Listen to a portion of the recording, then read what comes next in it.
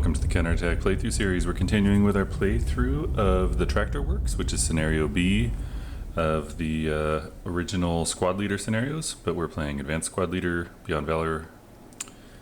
It's turn 2, German player turn.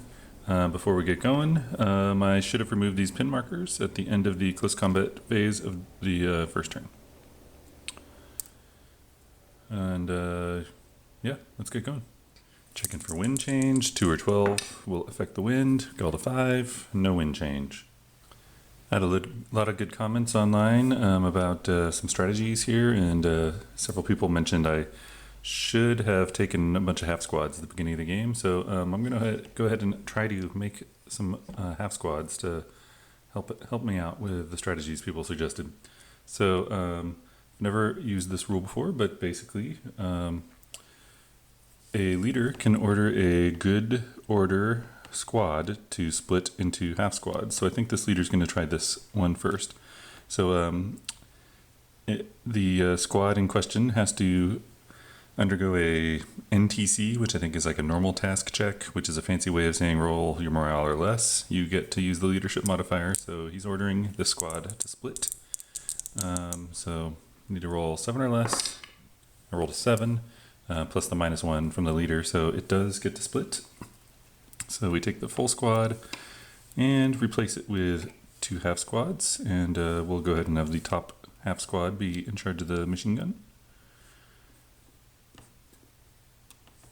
Okay, and then I think this guy will order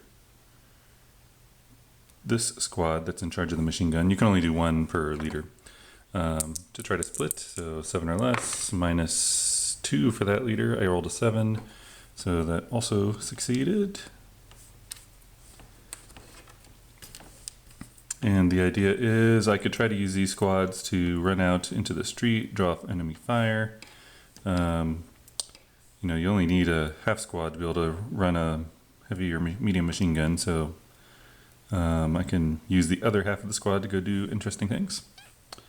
And there are a few other German leaders, but I don't think I want them to split to their squads. They are going to be engaged in combat really quick. So now it's time to do some rallying. We'll start with the Germans since it's their player turn. And we have some broken guys in here. It's a squad here. There's no leader. There's no other guys that can self-rally, no leaders or whatever. So we'll go ahead and have this guy attempt to be the one self-rally for the attacker, which is the German. So it's going to be 7. -1 for the building, +1 for self-rally, +4 for being desperate. So that's highly unlikely. Rolled a 7, so no. Okay, so now at the end of the phase, I'll remove desperation morale markers. I'm just going to go ahead and do that. Okay, so the Soviets will slide over to the factory. There was a incident last turn. This leader broke, and along with this squad. So we'll go ahead and, since the leader has a square morale, I'm trying to show you that. Yeah, since the leader has a square morale that is self-rally capable, doesn't count as a free self-rally, and the defender can't have a free self-rally anyway. So we're going to try to rally that guy. It's a 9, -1 for being in a building, +1 for self-rally. Someone pointed out even leaders get the +1 penalty for self-rally, so that cancels out, so it's a 9. He is fanatic though, so everyone in that building's fanatic. So it's 10 or less. Rolled exactly a 10, so but it's +4 for being desperate, so he fails. And therefore he cannot try to rally the other guy he's with, unfortunately, so we'll go ahead and remove the desperation morale marker. Incidentally, I did not try to deploy any Russian squads because, well, I didn't want to, but also it is not their rally phase. You can only do it when it's your rally phase. So let's see, we have some other broken guys here. I don't think they have leaders, so we'll go ahead and have this guy lose his DM. No leader here, so lose the DM. Let's see, there's some guys under this concealed unit. They lose the DM as well. Okay, let me rearrange this so that they can. Ooh, don't tell anyone. The concealed unit is on the bottom. So, okay, I think that is the rally phase. Now for the prep fire phase, and we will be doing some prep firing. Let's see here. Got this 9-1, a heavy machine gun, 2 half squads. Okay, so 1 half squad, along with the heavy machine gun that it's operating. It's going to be 2 plus 7 is 9. Has range. The half squad's range is 4, so it's good. So yeah, 9. The other half squad down there is not going to fire. So 9 with a -1 modifier attacking this corner building. That's a +3, so net is +2. And then it's against concealed units, so it's actually 4.5. Let's go ahead and roll. Ooh, rolled a good roll. Rolled a 4 with a rate of fire. Rolled a 1, rate of fire is 3. So machine gun will not be marked prep fire. Let's see, so 4 on the 4.5 column. There's a 4.5 column. And then it was a net +2. It's a normal morale check. So what's good about that, besides stuff has to undergo a normal morale check, is that if there are units in here, the concealment is lost. And are there units? Are there units? Let me remind myself. Actually, if there are no units in there, if that's like a dummy stack, I'm not sure if what I said is true. Let me just double check. Okay, so if this stack was all concealment markers, there are no real units there, and it was attacked out of the line of sight of all enemy units, it would roll for for its morale of 7. And I guess only if it fails that check would it be removed. But anyway, this is in line of sight of units, and there are units buried down there. So I don't think I cheated by stacking a whole bunch of these, even though it's not a complete dummy stack. So it's basically pretending there are more units here than there really are. So these are immediately lost though. And then this guy has to undergo a normal morale check, 7 or less. Got a 5, so succeeded. Okay, and then let's see here, we got some prep fire. So the machine gun maintained rate of fire. Let's see here. So we'll put this guy has prep fired, his machine gun has not. Here's the guy that doesn't fire at all, and then there's the leader. And I'll have to remember the leader was directing that squad, half squad, and machine gun. I should have marked my covered arc. It would have been this. Okay, so the machine gun can fire again. It's 7, and in this case, it's no longer halved because they're no longer concealed, firing at the same target. 7 +3 -1, so +2. And let's see. We got a 10. That is a cowering. And let's see. Yeah, not a hit. And also did not maintain rate of fire. So everything here is marked prep fire. Go ahead and throw the leader into there. Since he directed that guy's still good. Don't need this anymore because they won't be firing. Well, we'll just hold on just in case. Yeah, they're not going to be needed. Okay, so that's done. So I'm happy I actually revealed another unit in the factory. Okay, so next, I think we're going to have these guys on the upper floor also do some prep firing. Specifically, this machine gun and the squad manning it. And we'll go ahead and have the leader direct the fire. So that's going to be a 2 and a 5. That's 7. Let me not cheat, and we'll get a covered arc out here. I guess we're going to go ahead and do this. So yeah, we got 7 going into here, so it's going to be +3, but -2 for the leadership. So 7 plus 1. Nothing too good. Got an 8. That's not retaining rate of fire. 8 on the 7 column +1 is a pin task check. So we'll go ahead and do this top guy first. So if he rolls 7 or less, he's not pinned, otherwise he's pinned. Okay, he rolled boxcars. That doesn't sound good. I think on a pin task check, it is probably not a big deal, but double check. It doesn't look like it matters that he failed it so horribly. So he's pinned. Now this potentially dummy stack has to undergo the task check as well, and we're gonna reveal there is a guy in there. Okay, so he needs to make the same check, 7 or less. He passed it with a 4, so we'll go ahead and take the pin guy, put him on the bottom. Pinning's not that great, but it does reduce the fire that these guys could put out. Okay, so let's get everything rearranged here nicely. So these guys have all prep fired. I don't know if that's a waste of a leader. Like maybe he should be doing other stuff.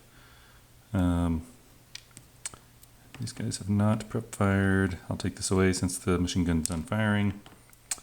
Okay. I think I'm going to do a little more prep firing. So maybe this guy and this guy, since they're in adjacent locations on the first floor, will combine into a fire group. Now they couldn't attack this guy because this guy is in a stack with other units that already attacked him, and you can't do that. If a unit is going to, if a group of units stack together, if some of them are going to attack a particular location, they all have to. In other words, he could stay out and not fire, but if he was going to fire during this turn, he would have to join in with them or fire at a different target. I think that's right. So these guys are 8 firepower. You're going to go against this corner here, so that'll be a +3. Very good roll for an attack. Got a 3. So let's see, 8 firepower, and we rolled a 3. It's a +3 though, so 1 MC. I believe the squad in there is a 7 or less. I keep forgetting they're fanatics, so the morale's higher. So 8 or less. He rolled a 6. So definitely passed. The Russians rolling a 6 though potentially activated the German sniper. So let's see if we roll a 1 or a 2. Got a 5, no German sniper. Okay, and then these guys have prep fired. Now, what I'm trying to do is whittle down the defense so that units can run across over there. So I'm trying to decide, like, do I also want these guys to prep fire over here? Maybe they just want to run out into the street, draw fire, to allow the assault troops to have a better chance. Maybe. So I think we're going to say this section of the board done prep firing. Now let's look over at the Soviet counterattack over here. Do I want to do any prep firing here? I think the answer is yes. Things feel kind of desperate. So these Germans here, we got 2 squads. That's 8 firepower. They're going to fire at this stack. They're in a wooden building, so that'll be +2. 8 firepower doubled for point blank, so it's 16 plus 2. Rolled an 8. That doesn't sound too hot. 8 on the 16 column. +2. Oh, it's a normal morale check. Could be worse. So let's do that leader first. 9 or less. He rolled an 11. Okay, so he breaks. And then this unit here, he needs to roll 7 or less. Leader can't help him. He rolled a 7, so he's pinned.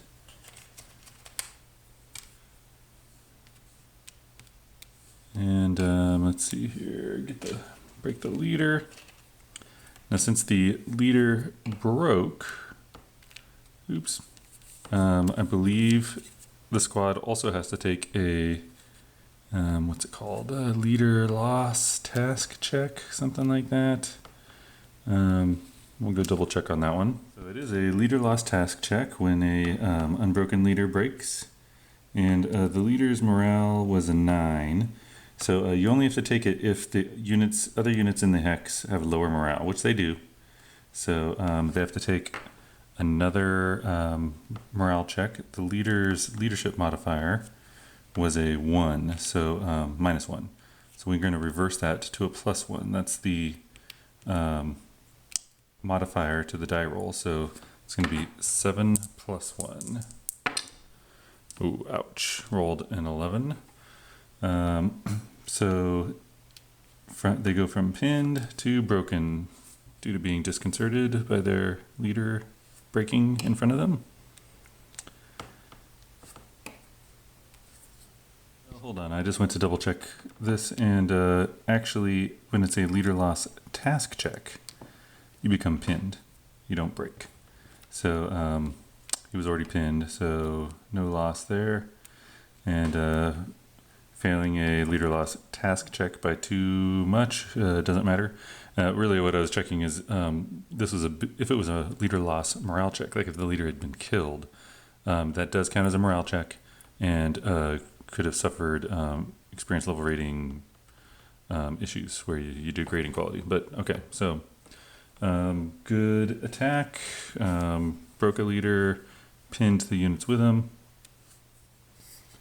Let's go see another serious situation. This group of buildings here. Make 2 attacks here. We'll have the guys on the... Oh wait, the guys on the upper floor. Can they see these guys? They cannot. Ooh, I was hoping they can fire on them. There's 3 guys there, and they got a heavy machine or medium machine gun in here. So next question: can they see these guys? I believe the answer is yes.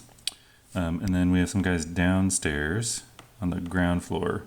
We'll go ahead and do them first. They're going to do a point blank fire, prep fire against this unit. It's at +3, so 8 + 3. Rolled a 7. So modified to a 10 on the 8 column. Darn. Yeah, this is not going to be good. Okay, so yeah, these guys are adjacent, so they can see them. So this is also point blank, firing the machine gun. So that's going to be 9 doubled to 18, +2 for the building, -1 for the leader. So 18 + 2. Well, this should be devastating. Rolled a 7.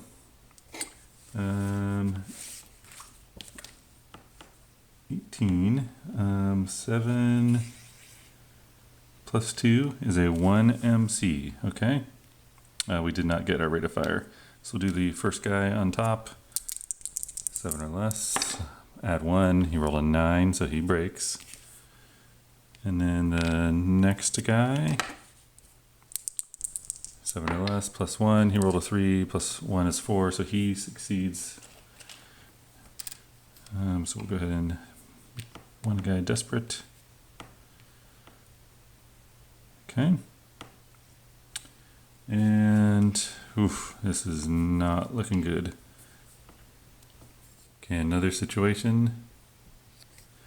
So last turn, these Russians got pinned, moving out in the road. So these guys should try to take advantage of it. So what kind of attacks do I want to do? I guess I'm just going to do the full-on 7 firepower attack for the squad plus light machine gun. So 7, no terrain modifier. Rolled a 6. Okay, did not get rate of fire. 6 on the 7 column. 1 MC. Let's remember I rolled a 6 though, so he needs to roll a 7 or less +1. He rolled an 8, +1 is 9, breaks.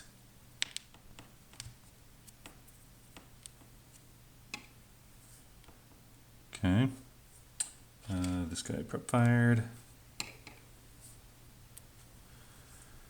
Oops, what am I doing?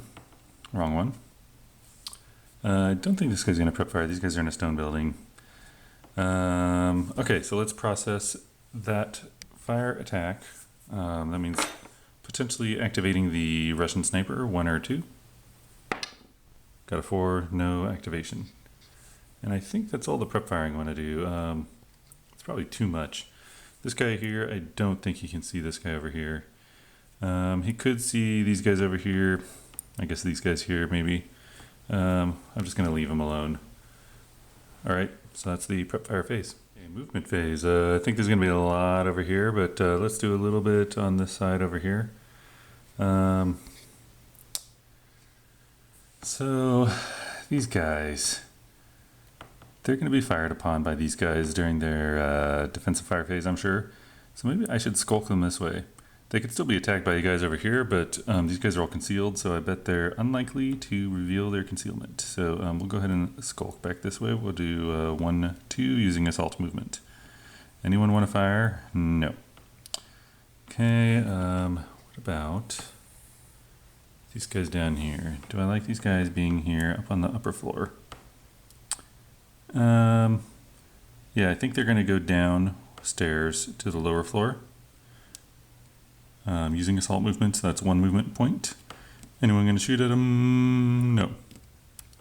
My reasoning for that is if these guys somehow get into the building, they can do a point blank fire on them.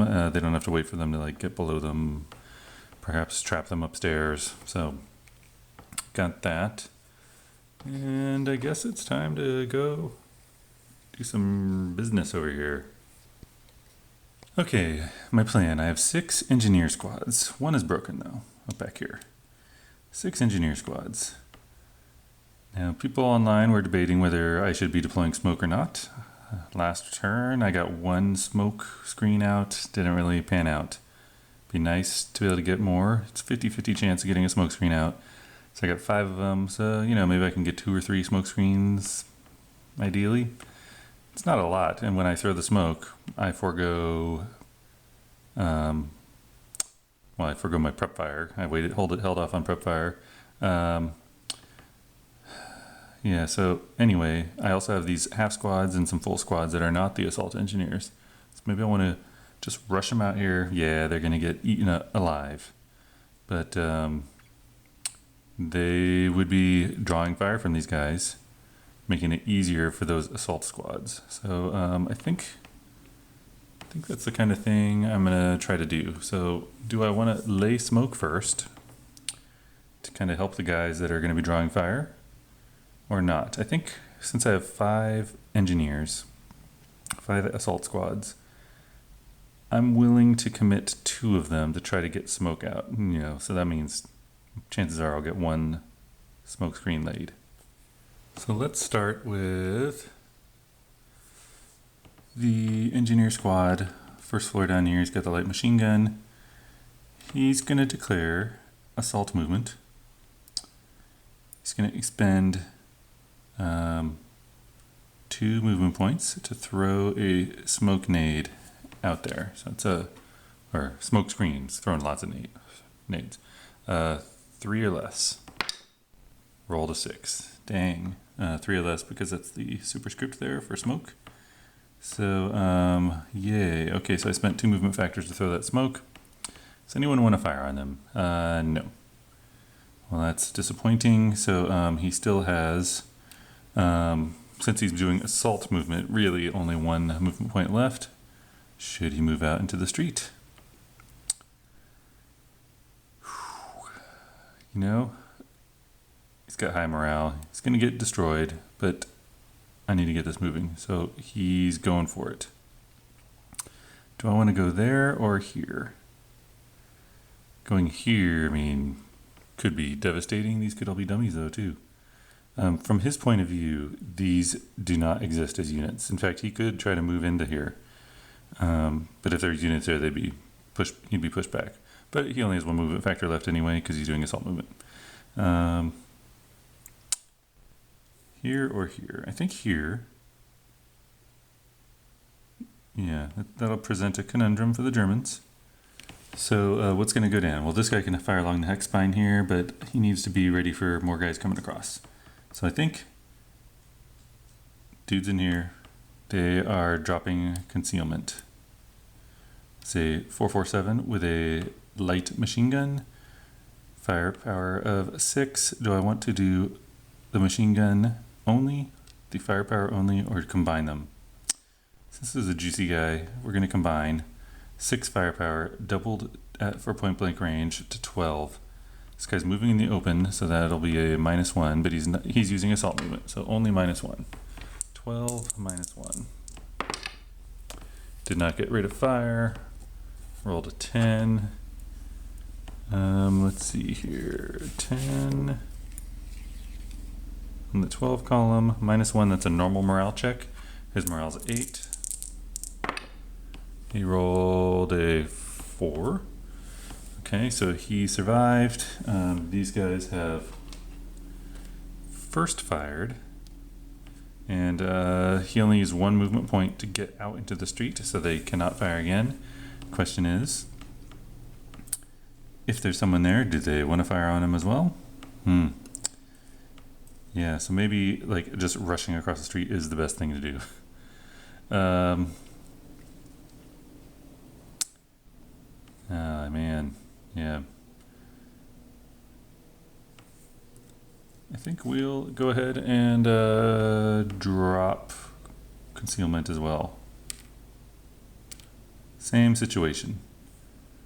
So light machine gun squad, 6 firepower, double to 12, -1. Rolled an 8. -1 is a 1 MC. 8 or less. Got an 8. +1 though, so he does break.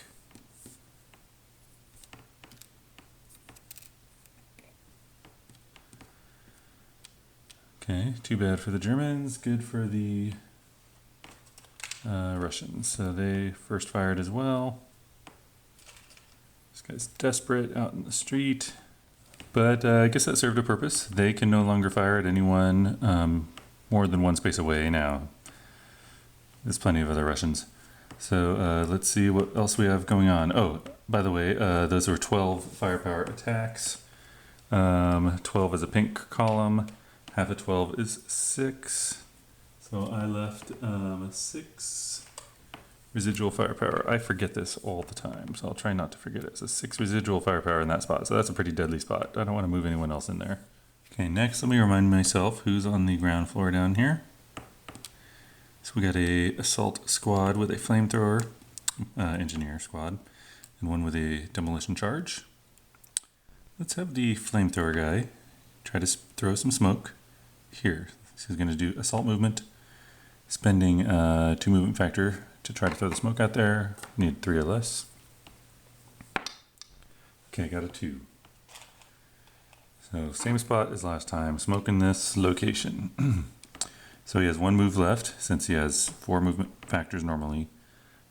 You can't use all 4 of your movement factors if you're doing assault movement, so he really only has 3. It's going to cost an extra movement factor to get here, so he can't move into there. So the question is, does he want to just hang back or move over here and risk dying? He's going to do that. He's moving out here.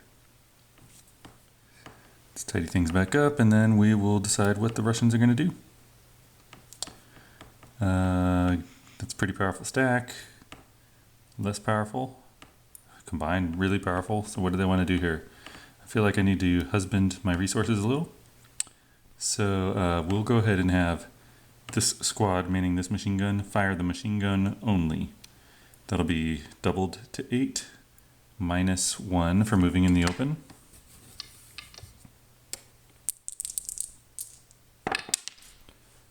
We rolled a 7.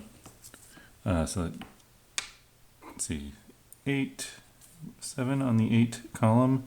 Then -1 though. That's a 1 MC. His morale's 8. Rolled a 9. That goes up to a 10, so he breaks right off the bat.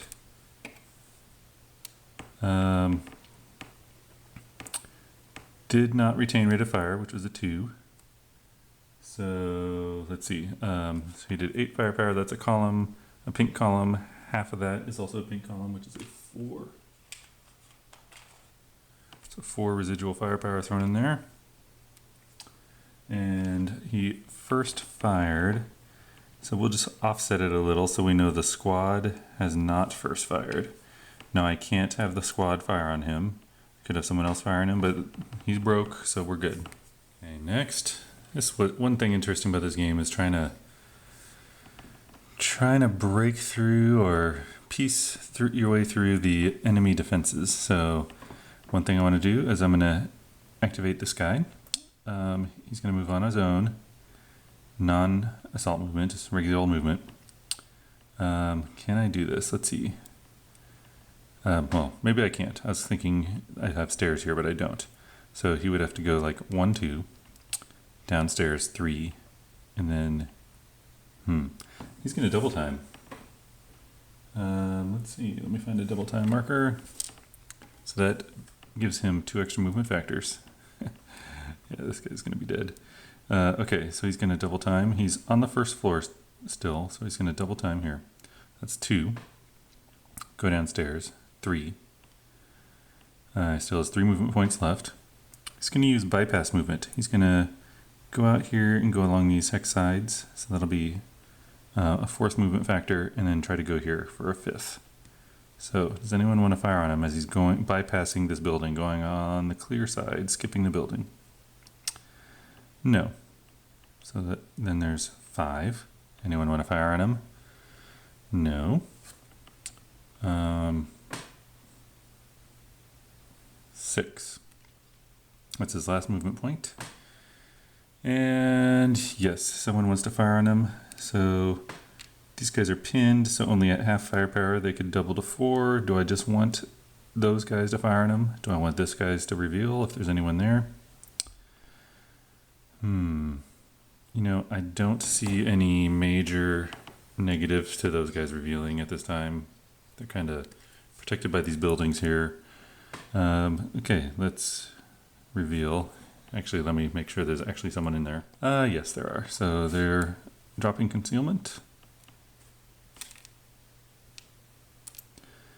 It's 2 447s. How many of them do I want to fire? You know, I think I'm going to fire one of them. And he's going to form a fire group with this pinned guy. So it'll be 6 firepower firing at this guy. -2, he's moving in the open, non-assault movement. 6 firepower, doubled to 12.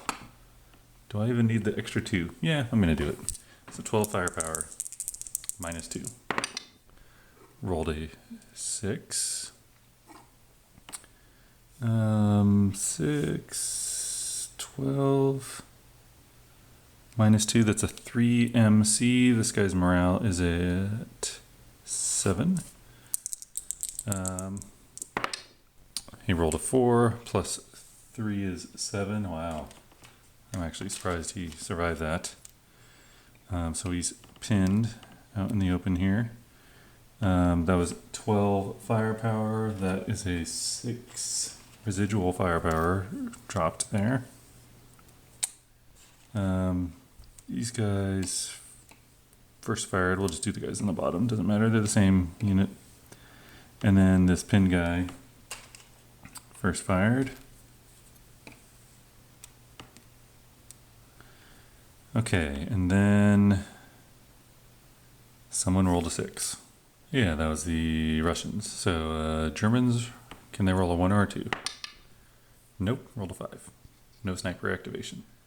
Okay, feel like my plan isn't gonna work out so hot, but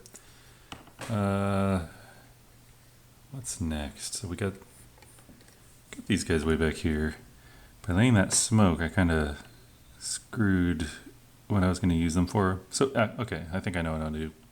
So this half squad, let's see, 1, 2, 3, 4, yeah. So he's going to do normal movement. Oh, he's upstairs. Gosh darn it. He's going to double time.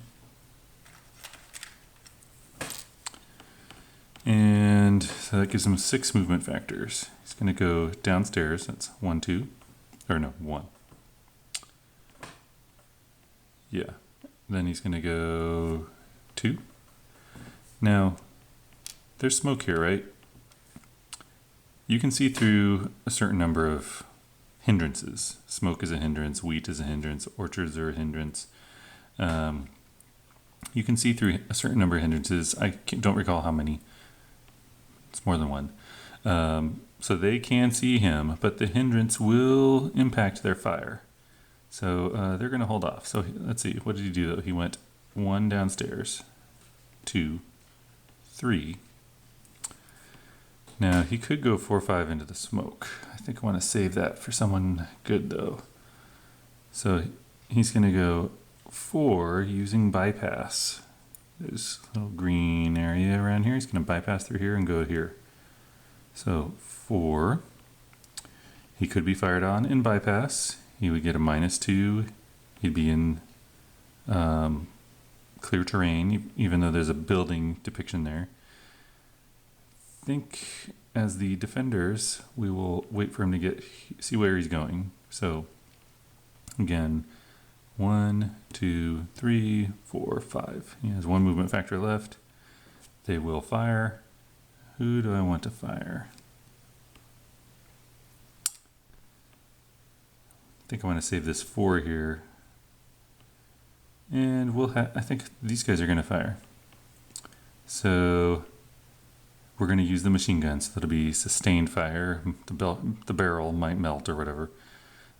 So that's 4 plus 2 is 6, cut in half for subsequent first fire.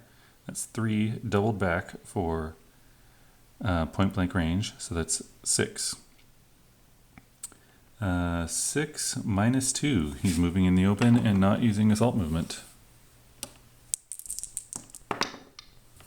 Rolled a 5. Did not get rate of fire, which I don't think matters. Barrel did not melt. So 5 on the 6 column. Ooh, that's much better than I thought. Actually, and -2. Yeah, that's deadly. So that's a K2. So the K2 is casualty reduction, and then all survivors take a +2 morale check. So he is already a half squad, so he is dead.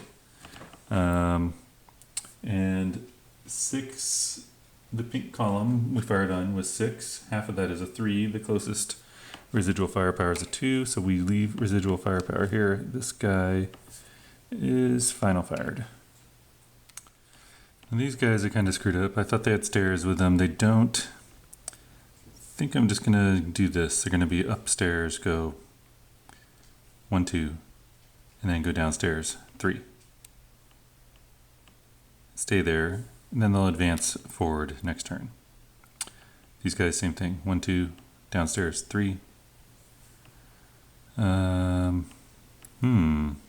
Yeah, they'll probably advance back. Okay, so I tried to leave some corridors that would not have residual firepower. This one, which there's no smoke, and this one has smoke. Let's go ahead and do the smoked one. This guy is going to use assault movement. It's moving into smoke, so that'd be not in the open. Moving out, 2 movement factors because of the smoke. 1 for the clear terrain and +1 for smoke. Okay, so these guys have to fire. So this guy would be doing a first fire, 4 doubled to 8. This guy, he's going to do his subsequent first fire. Can I do that? Can I combine those two? I think I can. So this guy's just going to be at half firepower using sustained fire. So that's 2 times 2 is 4 for point blank. So 4 and 8 is 12. 12 plus 2 because of the smoke's terrain modifier. Could be worse for the Germans. 12 plus 2. Got a 4. That's really good. Okay. 4. The 12 column plus 2, that's a 2 MC. This guy's morale's 8. Rolled a 7 plus 2 is 9, just barely breaks. Ay. It's tough to assault this position. Go ahead and put him under the smoke here.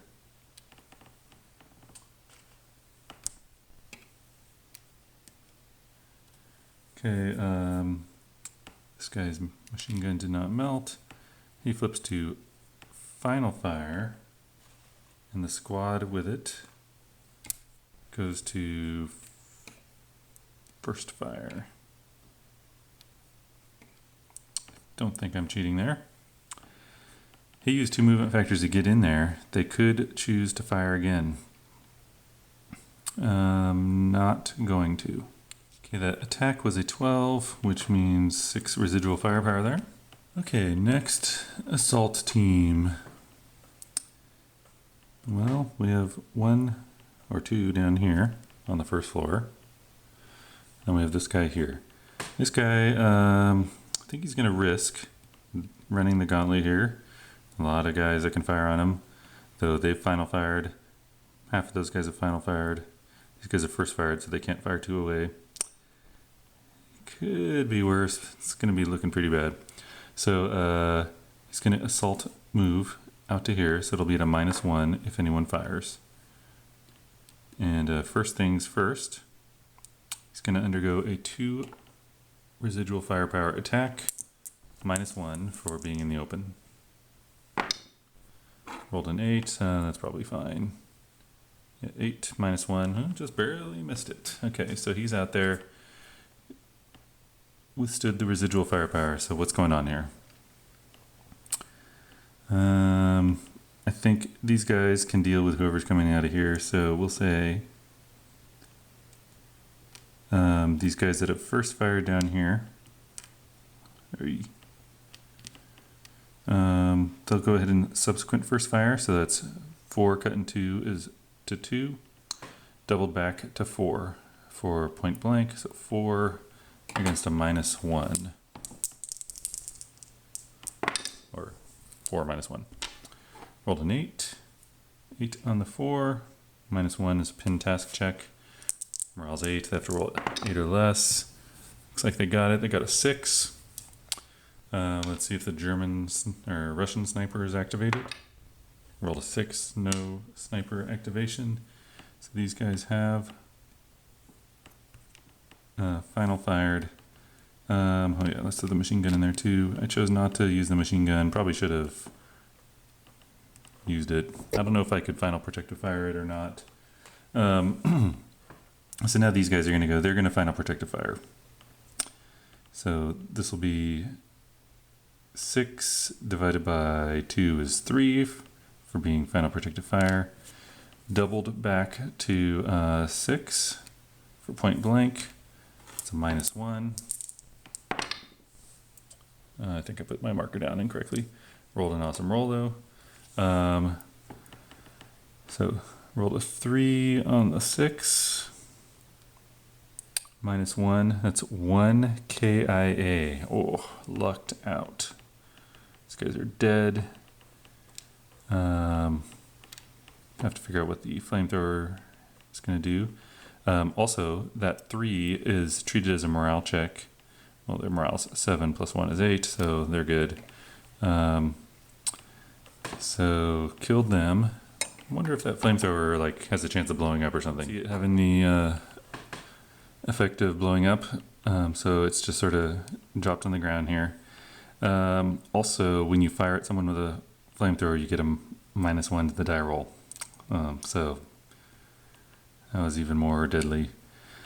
I guess that's because everyone's sees the thing coming and they're all shooting at him like crazy, trying to blow it up. Okay, that's not doing so hot. So what do we got down here? We have one more squad down here.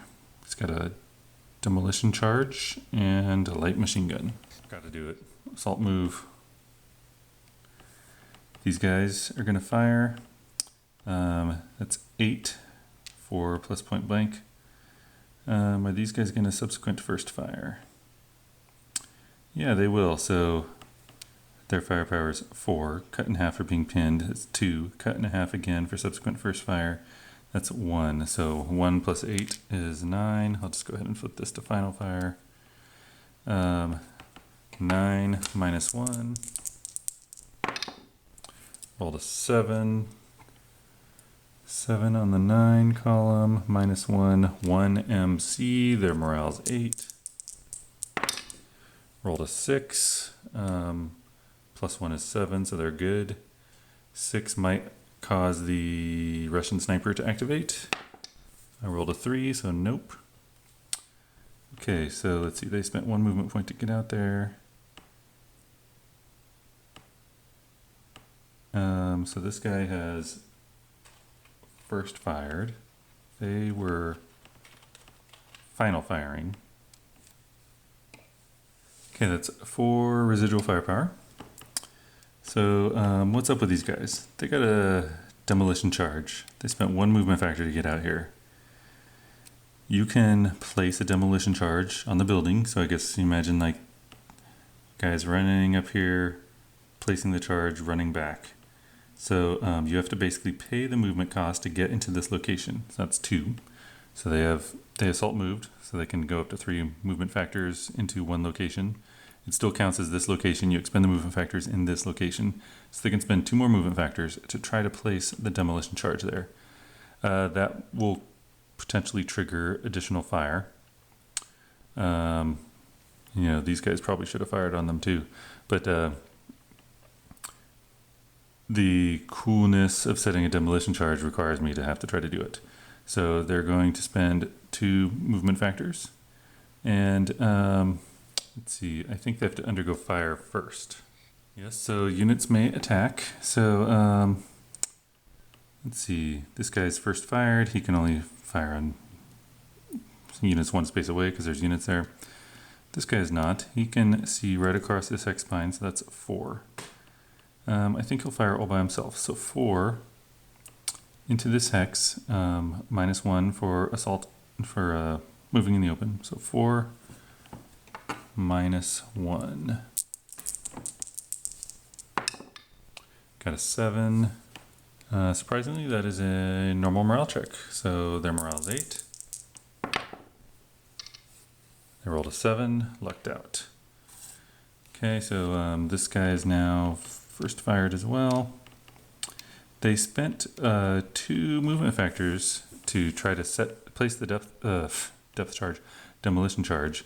So units can fire multiple times, but he's not allowed to fire close anyone farther than the closest unit. So these guys, though,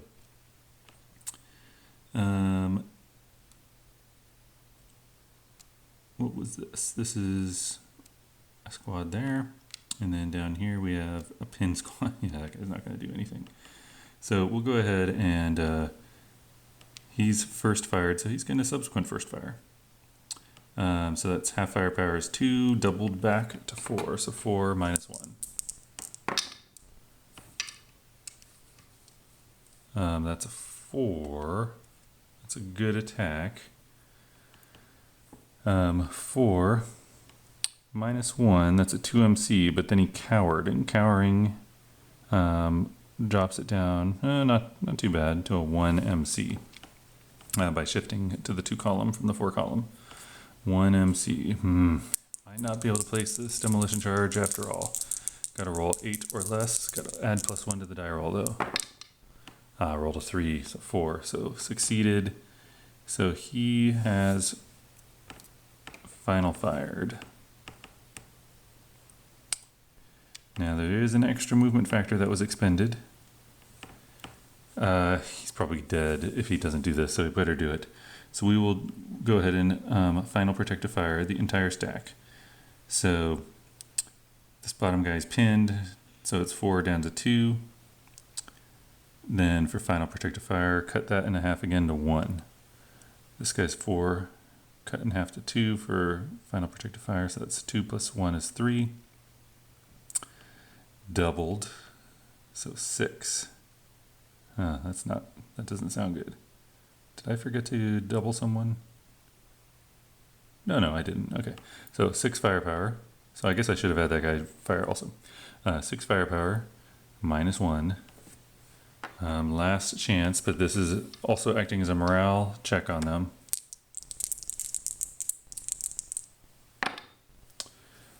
Ouch. rolled a 9. 9 on the 6 column. -1, that is a pin task check. They might be able to pin them without placing the demolition charge. So 8 or less to avoid being pinned. Ooh, rolled a 10. They are pinned. They are not able to place the charge. Dang it. So, however, they rolled a 9. Their morale's 8. 7 plus 1 for being fanatic. This guy breaks. This guy also breaks. So that didn't work out so hot. At least they stopped the demolition charge.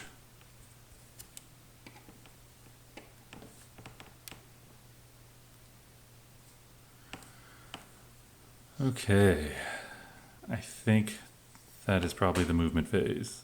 Okay, so let's get rid of all the smoke and residual firepower. Okay, now for the defensive fire phase, I think we'll start with the Russian counterattack side of things first. Maybe zone in right down here. What do we have?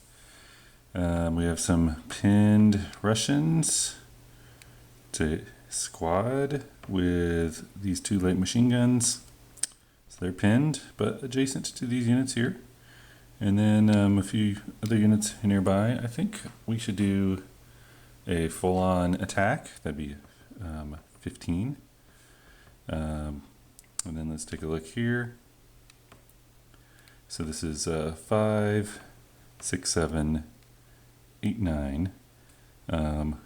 Cut in half for being pinned.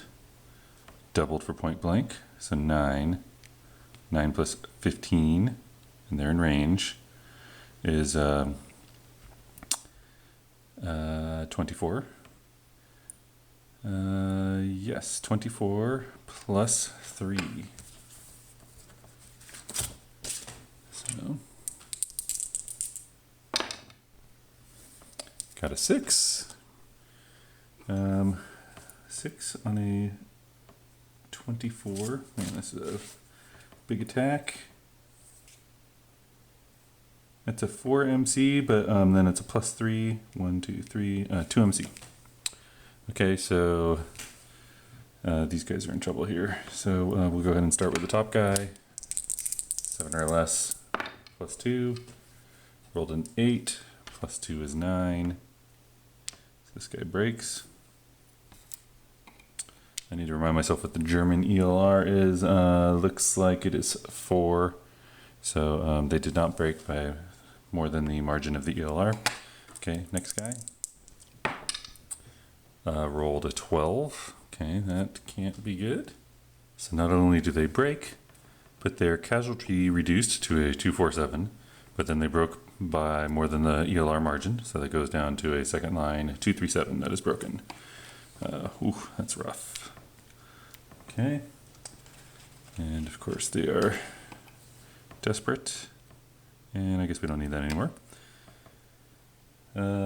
These guys are now final fired.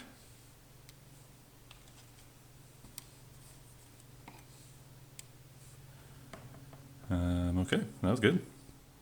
Okay, next I think we will target this hex here. So these guys are on the first floor. They cannot see these guys up on the second floor, so let me move them out of the way. So, but they can see these guys on the first floor. So that's going to be a pretty devastating attack. So I don't think I need these guys to participate. Maybe they'll fire over there. You know, that'd be a plus 3 though. They only got 5 firepower going in. So maybe they should join in. Okay, so they will. So that's going to be 15 plus 5 is 20 point blank. So 40. 40 plus 3. Wow. It's going to be absolutely devastating. The highest column on the infantry fire table, or the integrated or incremental one, is 36 plus. So here we go. Rolled a 6. That reminds me, I did not process the sniper from last time. So let's do that first. So that's going to be another sniper attack that I'll have to remember to do. Okay, so let's see. The Russians attacked the Germans, triggered a potential sniper. So 1 or 2 triggers a sniper. Got a 5. Okay, good. All right, so now that is a cowering attack. So they drop down to the 30 firepower column. 6 on 30, plus 3 for stone building. That is a 2 MC. Not as bad as I thought it would be. Okay, 2 MC. That guy needs to roll a 7 or less. Rolled a 6. Plus 2 is 8. So he breaks. That's probably, the best outcome of that situation. He is desperate. These guys have fired. Okay, so before we do the snipers, you resolve the effects of the attack.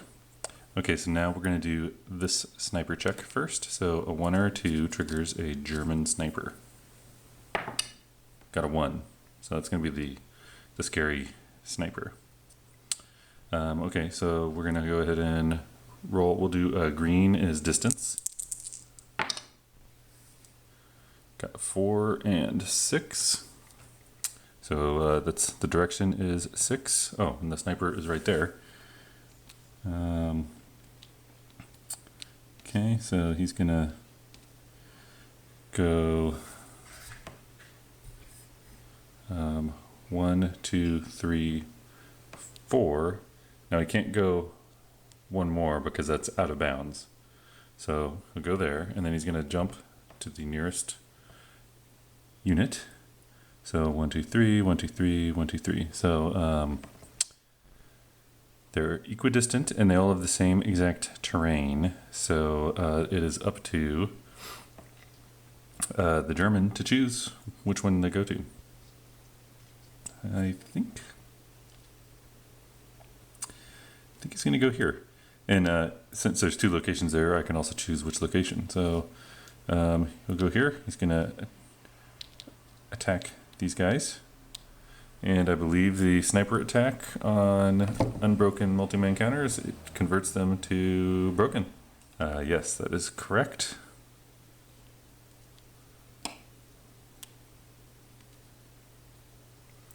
Okay.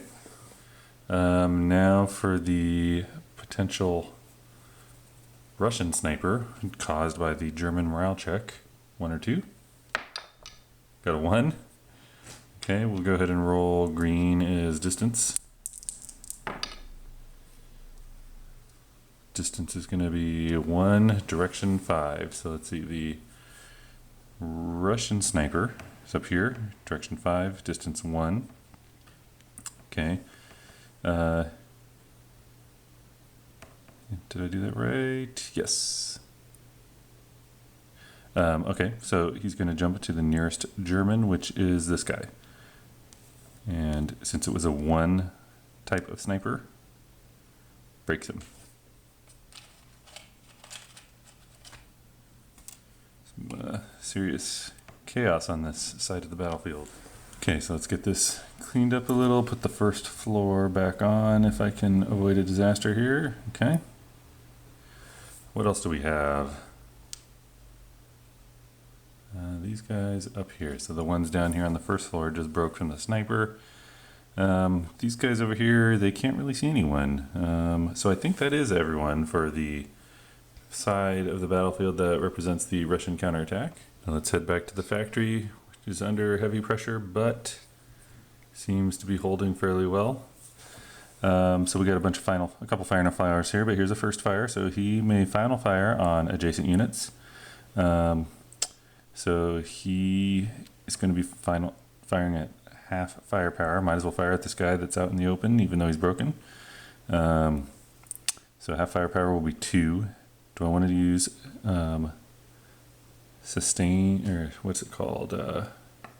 Yeah, sustain fire. Yeah, it's sustain fire, and I just realized anytime it's machine gun is firing in the defensive fire phase, it's always using sustain fire. So I don't recall if those machine guns that were fired earlier would have broken down. The breakdown number is going to drop by 2, so that, this B11, I don't know if you can see that. So it's actually going to be a breakdown number of 9. When I say breakdown number, malfunction number, I guess.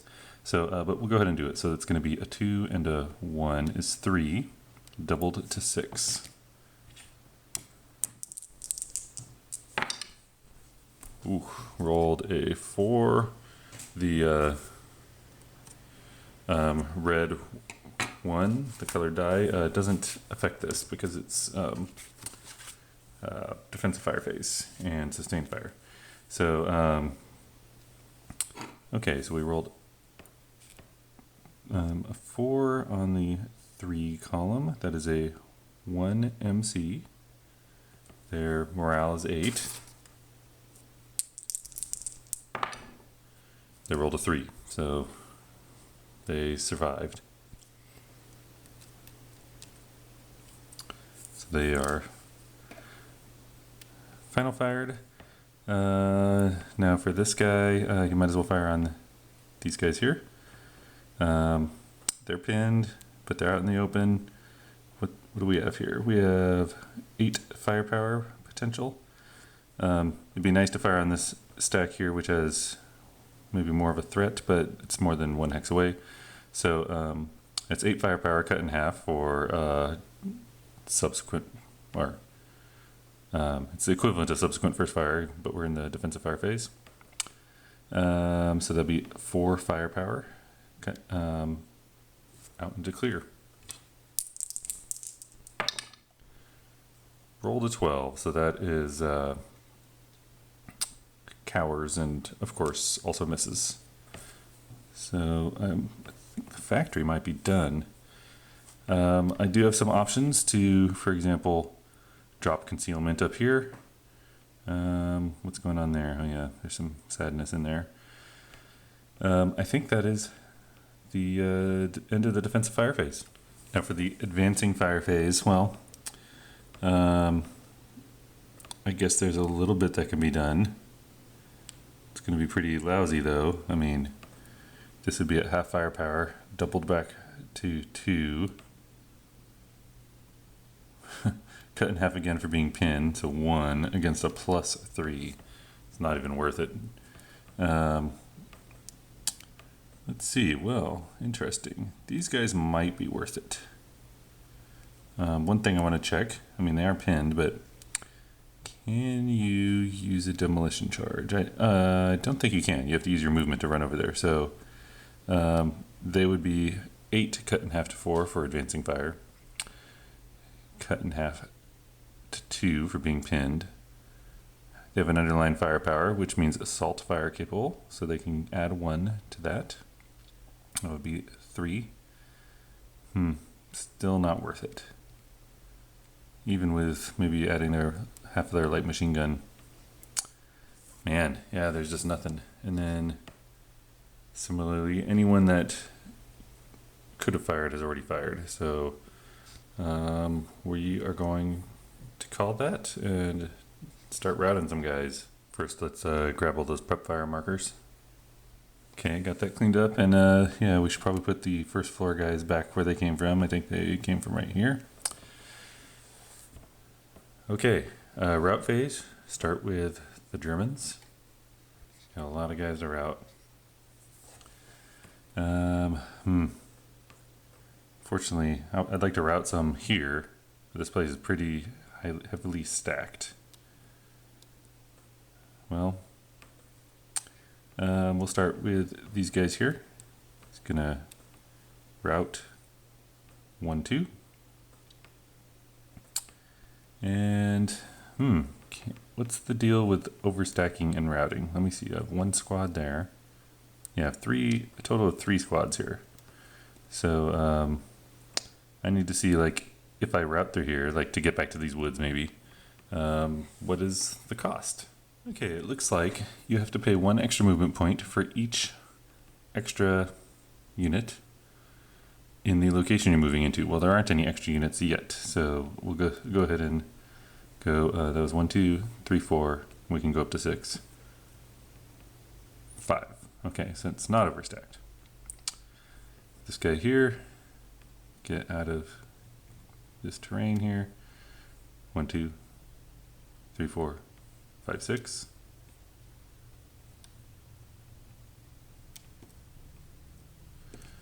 Okay. Man, these Germans can't win this. We'll see what happens on the Russian turn, but maybe this might be a short scenario. Okay, these guys, they're routing onto the first floor, or ground floor, 1, 2, and then 3, 4. That's a little ambiguous what's broken here. So let me fix this. Oh, don't look what's underneath there. Guess we'll go like this, and then offset this slightly so we know the guys underneath are not concealed. Okay, is there anyone broken in this stack? No. No one's broken in this stack. Okay, more Germans, yes. Yeah, I guess these guys will go 1, 2. Now the question is, should they stay with this leader where he can try to rally them? You know, these guys are going to move in here. I mean, or should they run out one more hex? Just try to get a little further away. And they're going to get stuck here pretty soon anyway. I mean, it's probably better just leave him with the leader. He could try to rally him. Okay, and I think we had some here. Ooh. I think, fortunately, they can route upstairs. Oh man, these guys are about to be encircled, I think. Yeah, so these guys will route upstairs. Just put them on the bottom here. So no, they're no longer adjacent. Oh, they're adjacent to these guys. Okay, I think I need to see what's going to go on here. I think those guys are going, they are failing to route. Okay, yeah, I think the answer is yes. So let's roll this back a little bit. So he's on the ground floor. These guys, these other guys, they are upstairs from him. So if he routes upstairs, he's still adjacent to a known enemy unit. So that's no good. So that means he has to leave this building. He can't go here. That's closer to an enemy unit or still adjacent. Can't go here. So he's going to have to go here or here. These concealed guys are not known enemy units because he doesn't even know they're there. But either way, these guys have line of sight. Here, he's got line of sight. So he would have to low crawl or undergo interdiction. So whenever you leave an adjacent location to enemy units as part of routing, and you're undergo interdiction or low crawl, you instead drop your support weapons, which he doesn't have any, and surrender or you're captured. So he was captured. This is the first time I've seen someone captured. So I need to figure out how to convert him into prisoners and who gets them and all that. Okay, so we'll take this off. This unit, this 467, so it's a squad, has surrendered. They're now prisoners. It's a 106. Okay, they're prisoners. There are multiple potential captors or guards.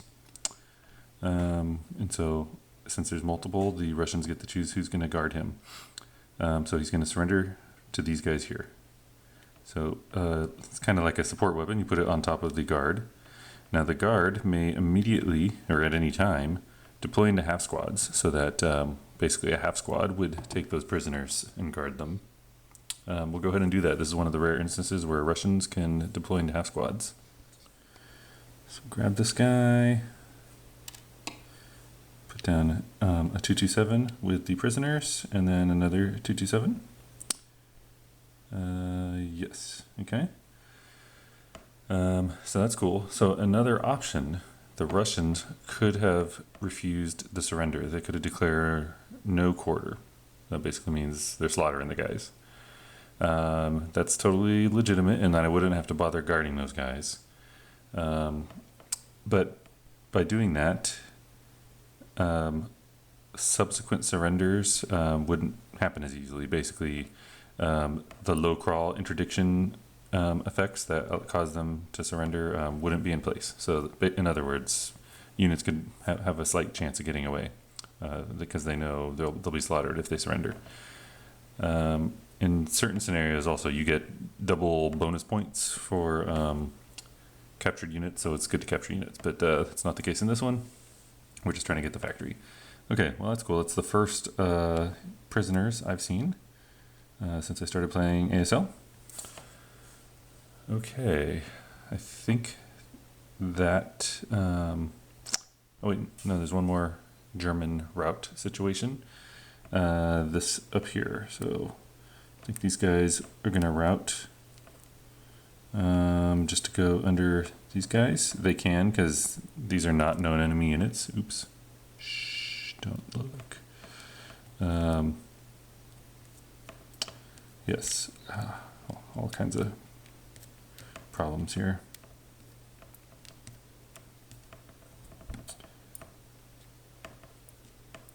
Okay.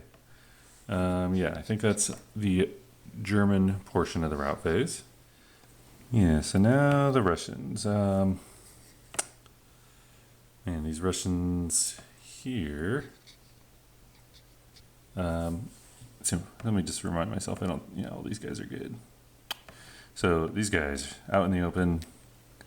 So they need to pick the closest building or woods, not towards a known enemy unit. So this one here is closer to a known enemy unit. This one is no closer or farther than this known enemy unit. And obviously there's enemy units here, but you can't see them.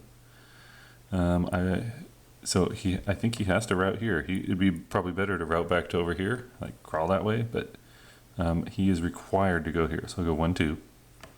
And then he's just gonna cower there, because otherwise, yeah, he'll be in trouble. Okay.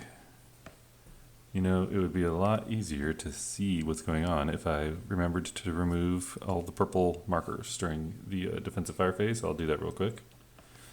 Okay, so the next guy, looks like there's one down here. So he needs to pick a place to route to. Now, I may have misspoke earlier on the German portion of this, but technically these guys are not adjacent. Because you're only considered adjacent if you could conceivably advance into the enemy's location, and this would be upstairs.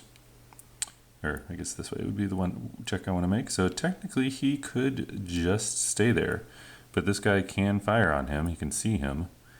So I guess I just need to decide what I want to do here. So you can always ignore the building you're in. So if I chose to ignore the building I'm in, the next closest location would be this one or this one on the ground floor. So I think we're just going to leave those guys there. We're just going to hope their buddies can clear these guys out. Okay, I think there's another desperate unit down here. Oh, disaster. Fix this real quick. Okay, we got this guy. He doesn't have the same issues that others do. He's gonna, let's see if he picks this guy. I'm trying to see if, would he be able to see him? Not so sure. I think he's just gonna, he is gonna route. Oh wait, we got 3 guys there though. Yeah, he's gonna route into there. That'll make this location overstacked and susceptible to more damaging attacks, but that's okay, 'cause the Russians on their turn are gonna move. Okay. And, oh yes. These guys here, broken by the sniper. It's already stacked there. So I guess I just want to get them out of the line of sight of the enemy. We've already cleared the enemy pretty well. So I'm sorry, you probably would like to see that. Cleared the enemy pretty well over here. So they're not going to route. They're just going to stay there. They're already in a building. They're good. And no one's going to be able to shoot at them, most likely. Okay, I think, oop, got a little bit more. These guys. So let me take a look back here first. So we got a leader and a squad. Already super unhappy in the center of the factory. Well, these guys, what do we got here? 2 more squads, yeah. So they're gonna go ahead and route back to here. Oop. Gotta put them below since they are desperate and the other guys are not.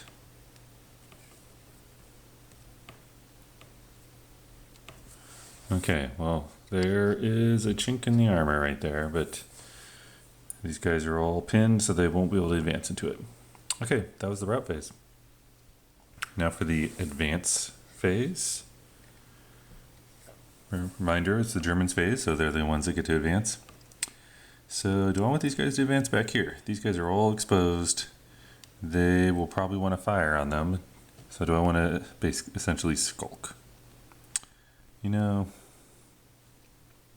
I think I do, just because, you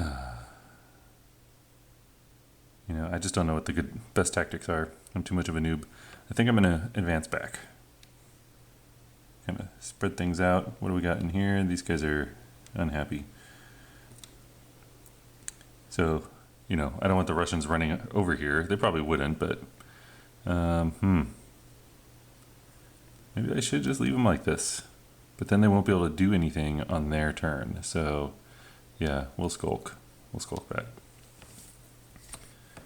Okay, down here, these guys, they're fine. Down here, do these guys want to advance? This way or upstairs? I think they're going to stay on the ground floor because they don't want to get surrounded if these guys are encircled. If these guys get below them while they're upstairs, they would be considered encircled, and that has some negative effects. As the Germans are in for some trouble. Now these guys can cause a little bit of havoc here by advancing to here. Now these guys are adjacent. Okay, I think we're good with the advance phase. Okay. Then it's the melee phase. There is no melee situation. It's going to be one pretty soon though. So let's go ahead and get rid of the pin markers. And call it, call the turn. That's the end of the turn. Excuse me, that's the end of the Russian portion of the German portion of the turn. Next up, the Russian player turn. Okay, now for the Russian player turn, starting with the rally phase, we're going to check for wind change. Rolled 2 dice, rolled a 9, no change. Okay, so now let's do some rallying. Let's see, so the Russians are going to get 1 free self-rally, but before I do that, let's take care of leader-based rallying. I'm trying to remember where there were leaders. It's down in here. Oop, there's a leader. Now he can self-rally. He is not for free, I guess, so much as it's just part of his nature. He's got a boxed morale, so we're going to roll. Need to roll 9 or less, but we have a +4 for the desperation morale, and he's in a building, so I guess that'd be a -1, but then +1 for self-rallying, so it's a +4 to the roll. Rolled a 5, +4 is 9, so nice. So he does rally. Go ahead and throw him on top of these guys. Just reminding myself what's in here. Okay. What else do we have up here? Looks like someone broken down in here. We got these prisoners. Not a leader though, so try to remember that guy. I thought I had some other guys that are rallyable. Okay, so these guys are back here. I am going to have the guy under here, which you may or may not have known he was under there, try to rally these guys. So there's a chart. It shows basically what happens, or whether you lose concealment through certain actions. I really don't like this chart, but infantry in concealment terrain, less than or equal to 16 range from an enemy. Okay, I'll assume that's the case, but let's see, A, B, C, or D. We come down in here, A, B, C, and D sections. It lists a whole bunch of stuff. Basically, attempting to rally is going to cause concealment to be lost. But actually, now that I'm looking at this, though, he is not in line of sight of anyone. He is behind these two buildings, these two front portions of this big building, and the Germans have been pushed back. So let me just consult this chart again. Maybe he doesn't have to be revealed. Yeah, I don't think it does. So maybe I'm starting to like this chart after all. Infantry in concealment terrain. This half means it's going to lose. This is what the criteria for losing concealment, F. And then F, I don't know if you could read that, but basically if a unit becomes broken, reduced, wounded, that'd be pretty hard if you're out of line of sight. So it'd be, I guess, artillery or something. A few other things there, but so he does not lose concealment. So I guess if you're playing face to face, I would just say, like, trust me, there's a 8-0 leader there, or maybe I would just show my opponent but keep it concealed. Okay, so anyway, he's going to rally these guys. 7 or less, -1 for being in a building. Got an 11. Next guy is also a 7 or less. Got an 8, -1 is a 7, so one of these guys rallies. Okay, we'll keep this guy on the bottom. Okay, and I guess the leader is technically still concealed. So I guess we'll do something like this. The leader doesn't have to be on top. I just do that by convention for myself anyway. Okay, so we're like this. Now I'm kind of thinking I may have missed an opportunity to auto conceal these guys. So I think that happens at the end of the turn, not at the beginning of the turn. I'm going to double check that, but let's just assume that is the case. So does anyone else need rallying? So these guys are desperate. It's kind of funny. They have a desperation morale marker on them, and they are not broken. I think that was a mistake. Either way, I'm making a mistake, remedying a mistake, or making a mistake. Okay, so but they didn't have a leader. These guys were all good. This guy, no leader there. So I think it is time for see if we can do our free rally. Oh, you know what? We got this big building over here. Pretty sure there's some stuff in here, so let's remind ourselves. Fanatic, everyone's fanatic in the building. +1 morale level. Okay, well right there we got a leader. He needs a 9 or less, but he gets a -1 for self rally. Sorry, +1 for self rally, -1 for being in a building. Plus he's fanatic, so his morale is actually 10. So 10 -1 +1 cancel each other out. Got a 6. That does not cause a sniper because it's not in a phase where rolling a 6 would trigger a sniper. Okay, so then he can go ahead and rally everyone in his location. So he's gonna, let me just make sure there's no other leaders. You're supposed to do leaders first. Nope. Okay, so he'll just do this guy. That guy's gonna be a 7, -2 for his leadership, -1 for being in a building. His morale is actually 8 because of the fanaticism. Rolled an 8, -3, so he rallied. It's gonna be tough for this building to get cleared out. Okay, and then next we got another 7 +1 is 8, and there's a 7 +1 is 8. Okay, so they're desperate though, so let's see, that's gonna be +4, -2 for the leadership, -1 for a building. So it's actually a +1, 8 or less. First guy's a 7, +1 is an 8. Next guy, 10, so he did not rally, but the top guy did. Okay, and then at the end of the rally phase, desperation morale comes off. Go ahead and do that. by the way, I probably missed opportunities to keep desperation morale. Like if you are not in certain kinds of covering terrain, like for example, if you're in the street and you're broken, you can choose to keep desperation morale so that on your next route phase you can keep running. I probably should have used that at some point, but I did not. Okay, so I think we've done all the leader rallies and units that are with leaders. So I need to choose someone to rally, self-rally. They can't be with a leader, so I guess I like that guy there because he's worth a 7. And apologize if you hear helicopters and stuff outside, just a noisy neighborhood.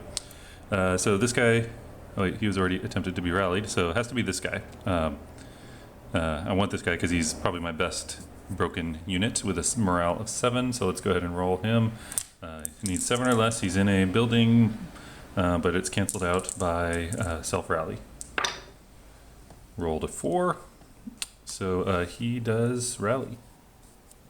What I want to roll is a 2 1s, because he would think generate a leader or something. But okay, so I think that's all the rallying for the Russians. Now the Germans get to rally. Let me remind myself where the leaders are. Okay, I've reminded myself. So there's a guy in here. He's a leader.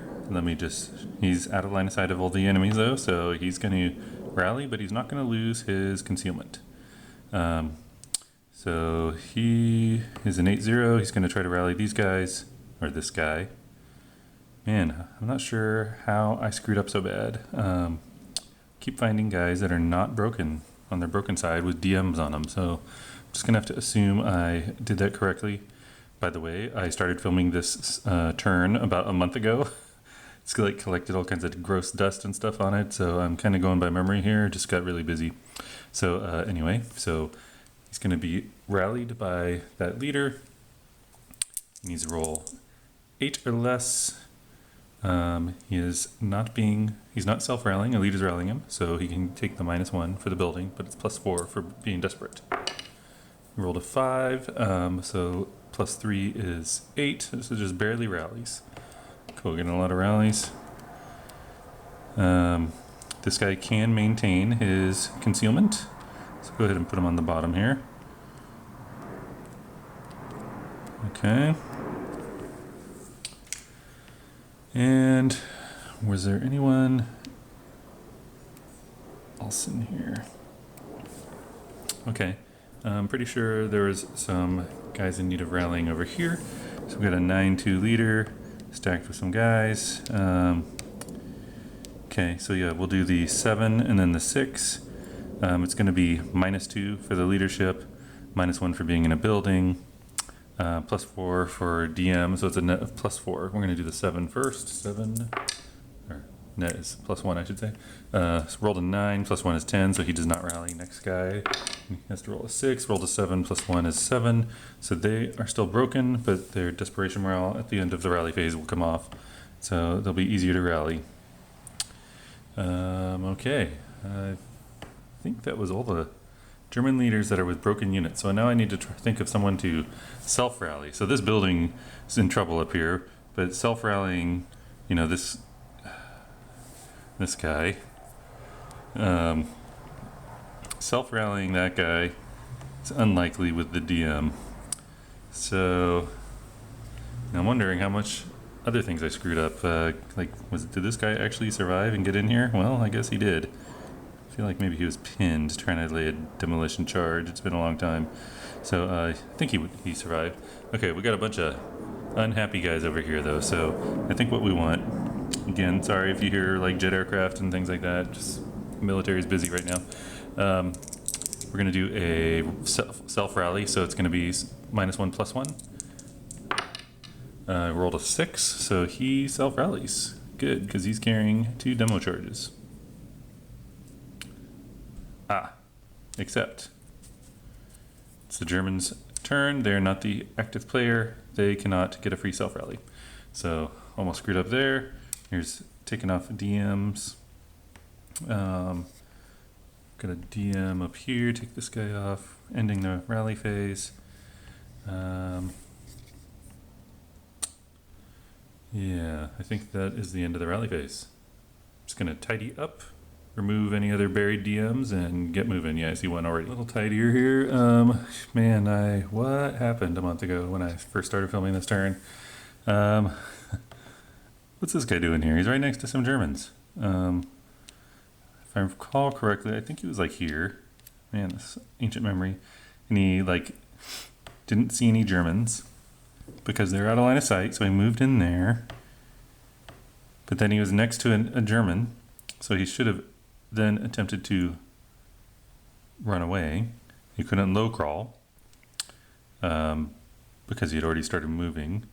So if he moved here, he'd still be adjacent. If he moved here, he would be in line of sight, so he could be interdicted. If you're moving away from a unit you're adjacent to, you will surrender. So he could have moved here, back here, because that is not closer to this guy. It's equidistant. And I'm just trying to put this back together. So I think he went like 1, 2, and he's like, oh. So he had to change his target. His target would have to be this building or this woods. But he can't choose this way. He could go this way but be interdicted and then would surrender. So he should pick this building. Oh, except that building is adjacent to a known enemy unit. So I think he would then have to pick this building over here. Then he would route this way. I think I'm doing this right. Now, since he is in line of sight of these Germans, so he can be interdicted, but since he's not moving away from in line of sight of these guys, so he won't surrender to them. So they're far enough away, he won't surrender. They won't surrender. So since he's being interdicted, see that was 1, 2, and then he moved back out 3. He has to make a morale check of 7 or less. Got an 8. Since he failed, he's going to undergo casualty reduction. He's a 527 first line. So he's just been, a bunch of his guys got killed running away. So now he's lesser morale, but so he went 1, 2, 3. And he's trying to get to this building. Oh, yeah, that's too bad. So he has to try to get to this building because it's the closest one, even though it would be safer to go to these buildings over here because he'd be getting out of line of sight. But he had to pick a target, and that is the target. So and he runs up here. He's still being interdicted. Basically, you're interdicted as long as you're in normal range of someone, and I think these guys' range is, well, ridiculous for the machine gun. But these guys, 7.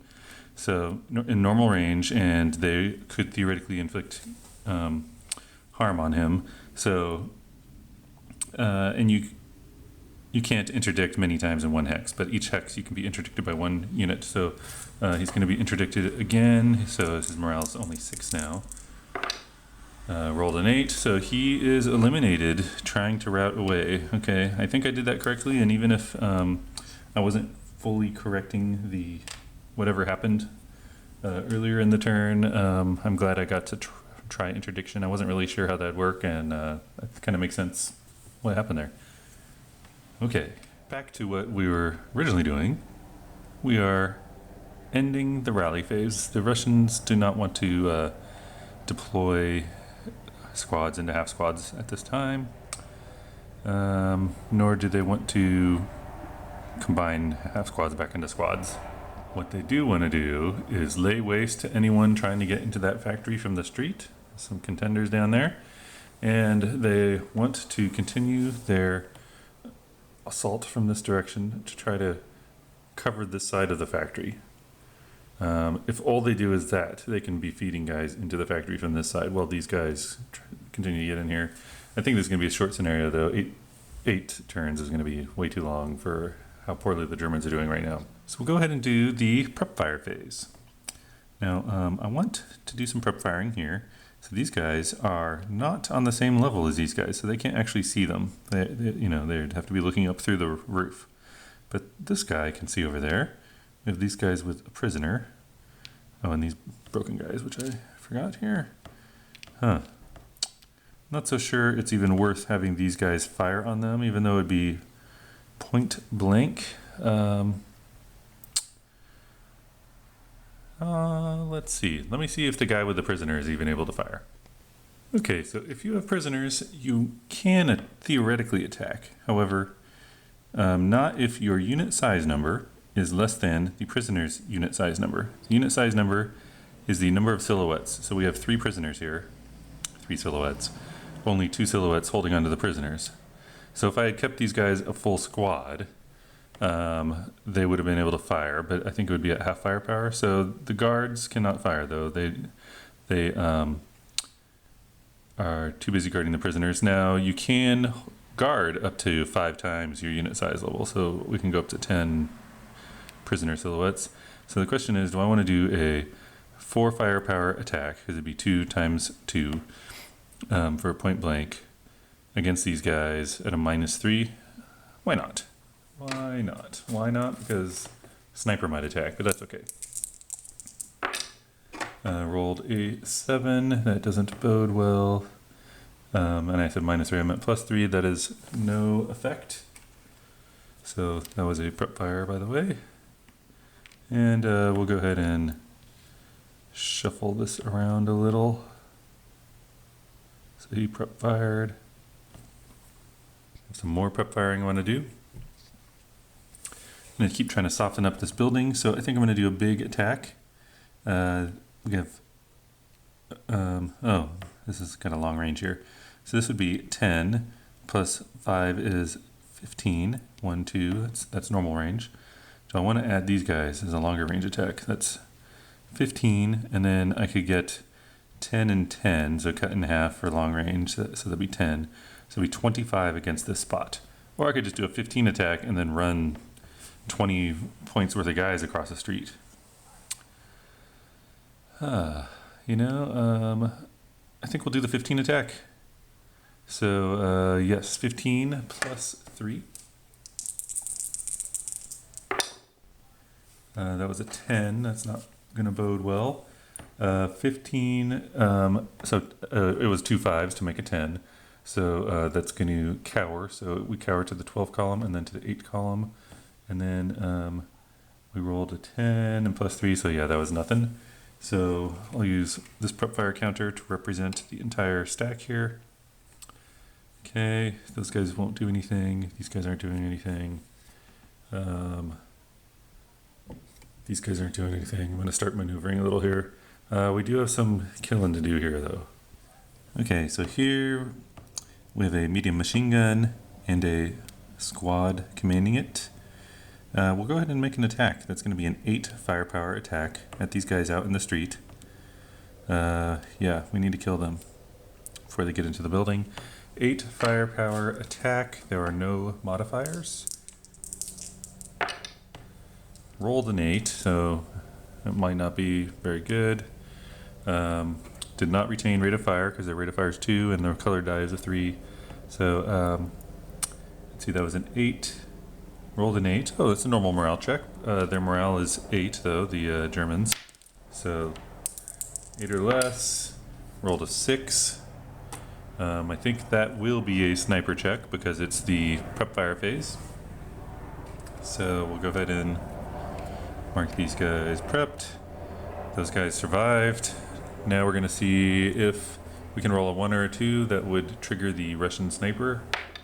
Rolled a 1. That's going to be the scary sniper. We'll do green is distance, black is direction. Distance is only going to be 1. Direction 6. Let's find the Russian sniper. It's going to go like this. Closest guy's here. The sniper immediately breaks this guy. Ha! So he saw his buddies shooting at this guy in the building up here. Up here, saw these guys shooting at him. This is my justification for this happening. And the sniper got a beat on him, shot him. They're broken. Okay, that's cool. So that building's gonna fall. These guys. So I have 2 guys here. this one guy here. He's not much of a threat, but I think we'll go ahead and prep fire one of these guys at him. So that'll be a 4 with no modifiers. Rolled a 6. It's a normal morale check for the Germans. Germans, morale is 7. Rolled an 8, so they break. They also lose. We don't need, once you break, you don't have to track CX status. I believe that is true. Let's see here. Okay. Get some DM there. We'll just say the bottom guy fired. Okay, so now we have to roll a die to see if the German sniper shoots at them or is activated. Rolled a 4, no German sniper. So the other 4. Screwed that up. Okay. I was actually rolling against these guys though. So their morale check would have been, yeah, okay, let's roll this back. Attack the wrong guy. Didn't attack the guy I said I was going to attack. So this guy's still CX. This guy, he rolled an 8, so that's exactly his morale, so he's pinned. Go ahead and throw his weapons on there. Okay, so anyway, that guy prep fired there. So this guy is going to prep fire here. He's going to be point blank, so it'll be 8, no modifiers. Rolled a 9 on the 8 column. That is a pin task check. We have to roll 7 or less. Rolled a 9, so he is pinned as well. Can you be pinned and CX? I don't know, but I'm just going to say, for the moment, sure.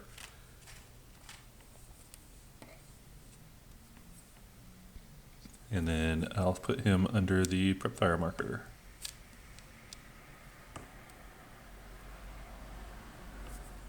Okay, I think there's a little bit more prep fire I want to do. You know, these Russians in this building, I don't want them to move anywhere, so I might as well just have them be firing. So this guy's going to fire with his light machine gun. That's 6 firepower. He's going to form a fire group with this guy. Another 6 firepower at this guy on the corner. That's 12 firepower plus 3. Rolled an 8. 8 on the 12. Plus 3, just barely missed a pin task check, so they are prepped as well. And I think that's the last bit I want to do in the prep fire phase.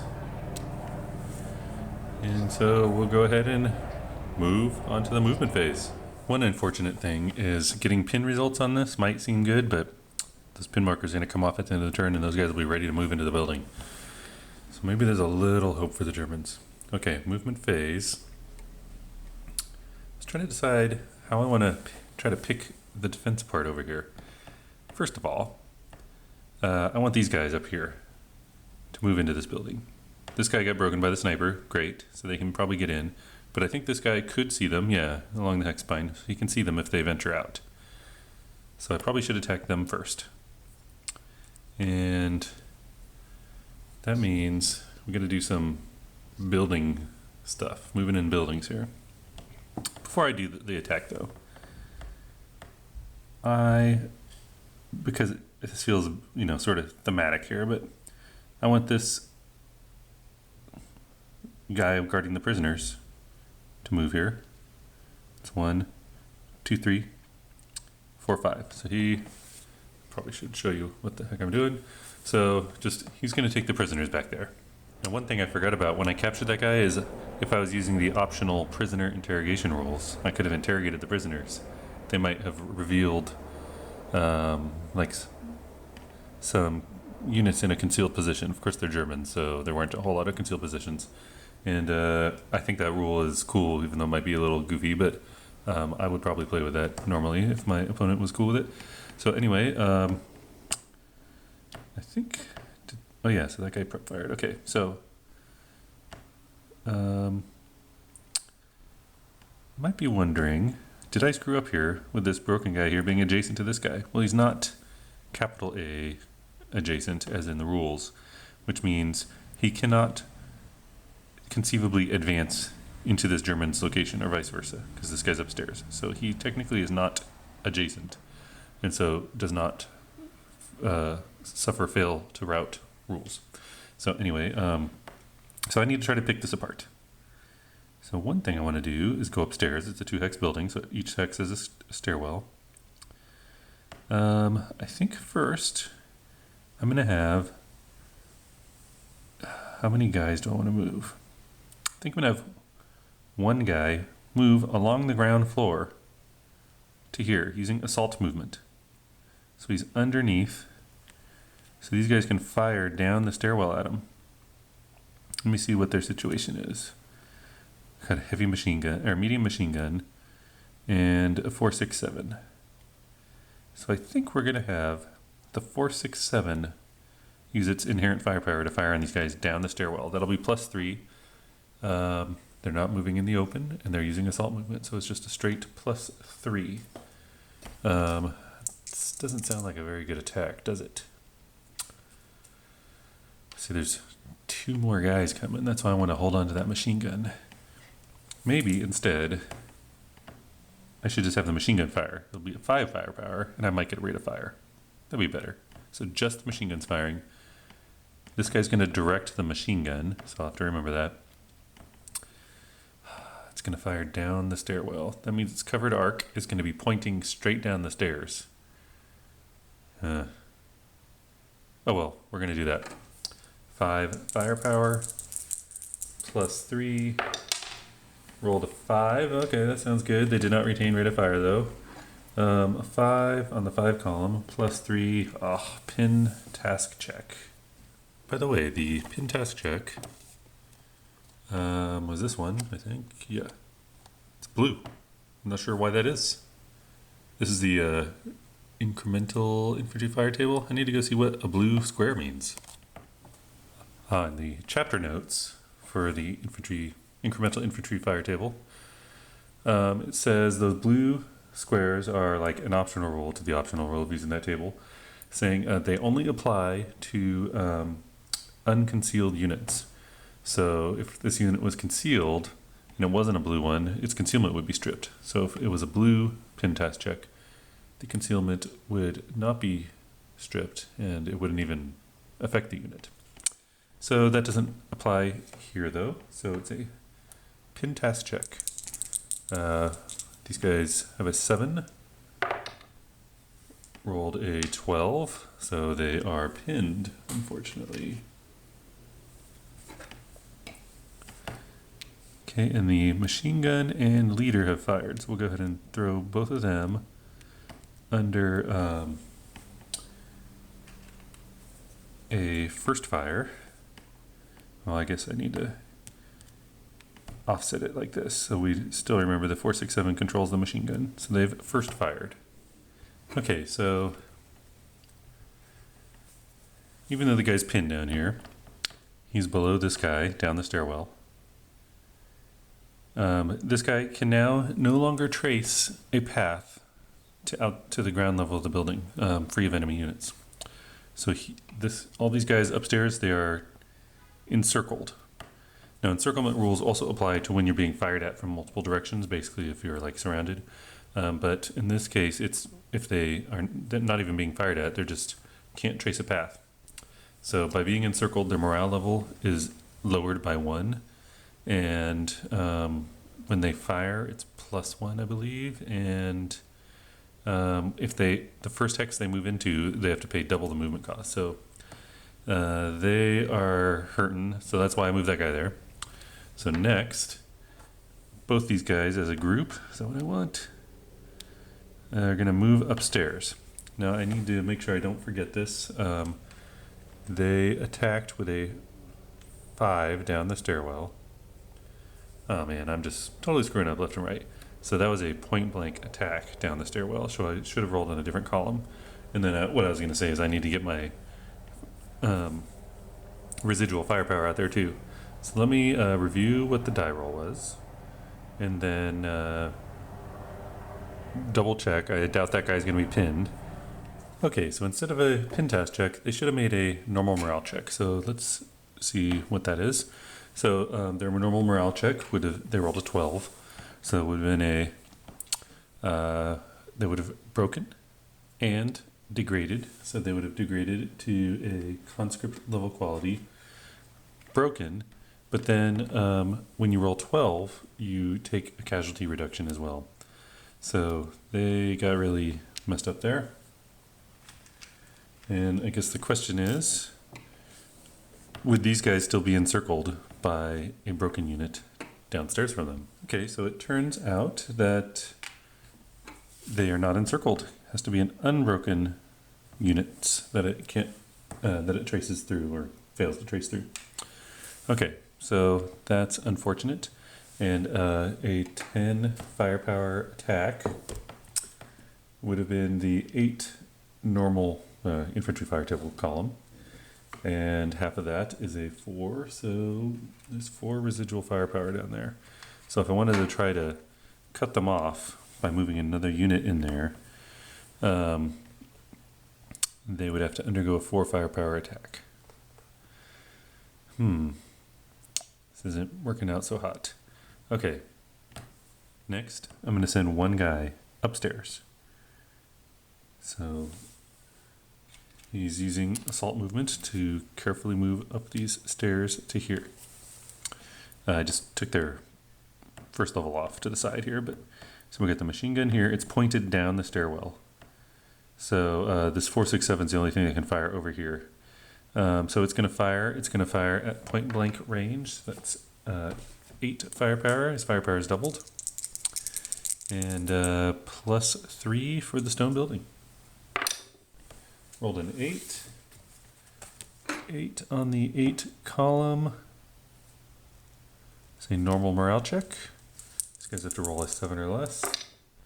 They rolled exactly a 7, so they are pinned. Half of 8 is a 4, so let me dig out a 4 firepower, residual firepower. Okay, and then, so this whole group is now first fired.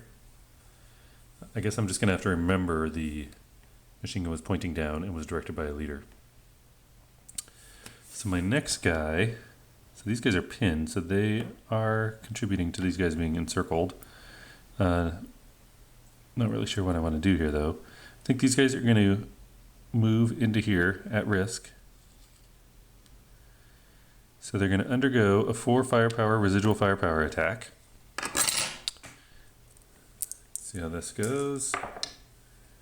Ooh, got a 4. Now residual firepower can't cower. So a 4 on a 4, that's a 1 MC, but it's in a stone building, 1, 2, 3, so it's a pin task check. 7 or less. They rolled a 9, so they are pinned. And then what does the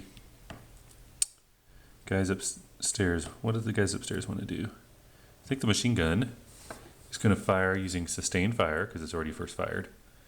And that will be at half firepower, doubled for point blank, so that's 5. Its breakdown number, or its malfunction, its chances of malfunction of increase though. So rolling a 5, or on the 5 column, +3. They rolled a 5. 5 on a 5 column, +3. Pin task check in blue, so they get to take a pin task check. 7 is their morale. 7 or less. Rolled an 11. I don't even know why I'm doing this because they're already pinned. Okay, so that was a waste. So now, I guess back to managing the state of this, I guess.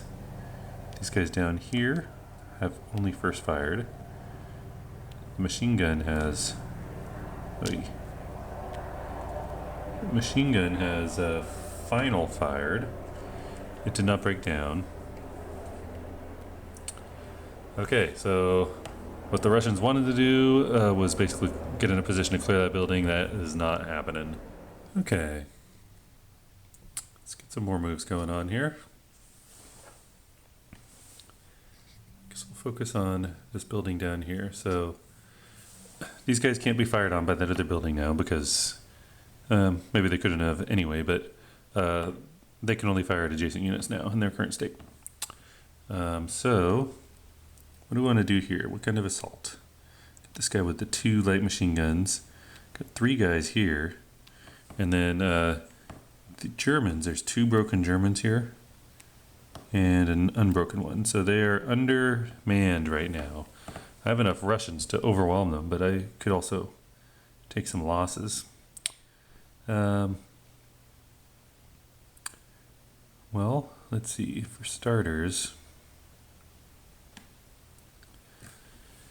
I could run someone just like down the street here, and this guy would be forced to shoot at him because he's going to get next to him and then assault fire.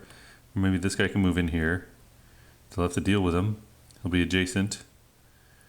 I think we'll do one of these guys first. He is going to use normal movement. He's going to go 1, 2 into this wood building, 3, 4 into this stone building. What does this guy do? I mean, he's got to attack, right? So it's going to be 8 firepower because it's point blank, +3 for the building, -2 for the leader, for a net of +1. That is a 7 on the 8 column. +1 normal morale check. This guy's morale 7. Got an 8. Break.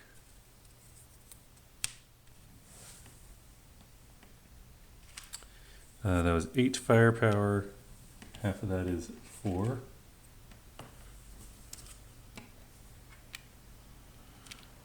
Oop. I probably should have run out in the open, I guess, because now I have this residual firepower sitting on this building here. This building I wanted to be in. Okay, so these guys have first fired.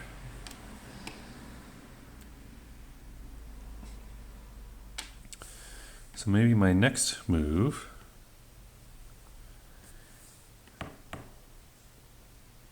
will take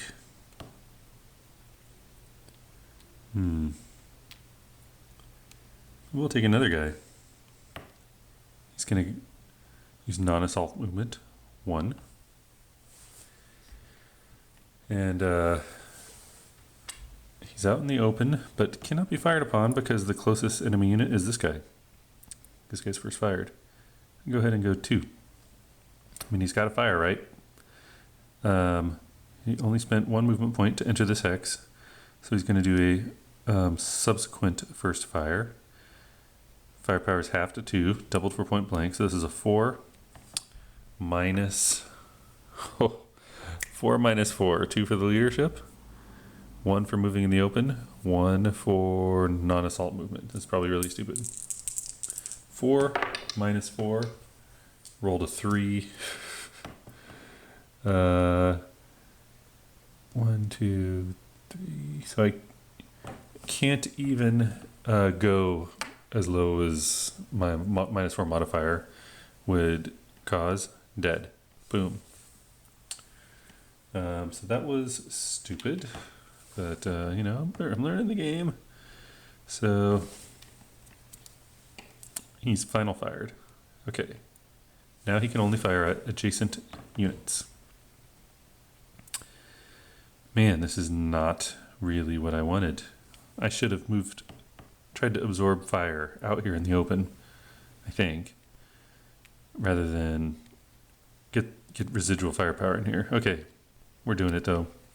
This guy's gonna go 1, 2, 3, 4, take a residual firepower attack. It's a 4 with a +3, -1 for non-assault movement, so 4 + 2. It's a 9. It's not gonna cut it. Okay, so residual firepower did not affect. I should remind myself, man, I always forget this, to put residual firepower back out here. Okay, so what does this guy want to do? Does he want to final protective fire at the guy that just came in?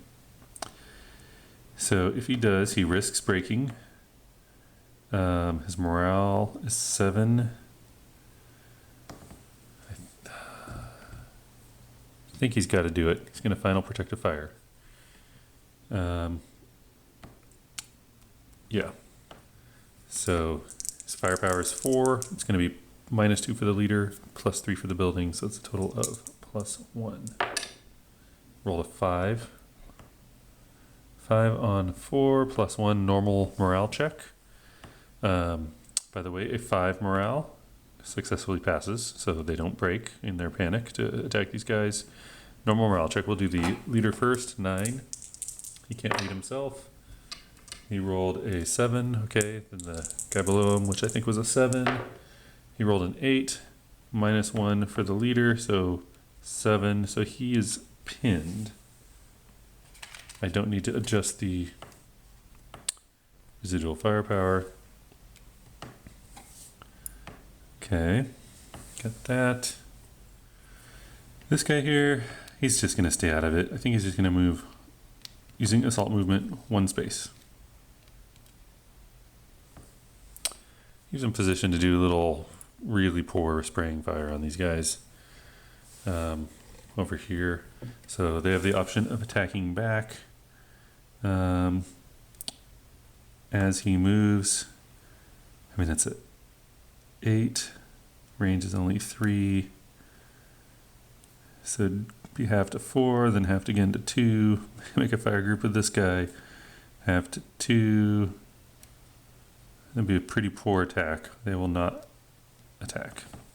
Let's do some more movement. Sniper cleared the way for these guys. Let's find the bottom floor. These guys can use normal movement. 1, 2, 3. Is this guy broken? Ah, he is. 4, 5.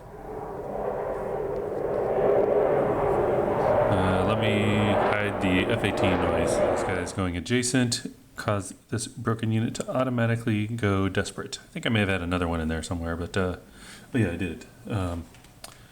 This building down here that we were just assaulting, right? There are some broken guys in there. They should have gone desperate as soon as someone moved adjacent. Okay. Now we're really clearing this building out because these guys upstairs are now going to move. They're going to go down 1, so that's 1, 2, 3, 4. All right, so those Germans are going to have a rough time trying to escape that. Okay, let's tidy this back up. All right, who's next here? So this guy back here, I believe he rallied. So he's going to bypass into this vertex. He's going to go 1, 2.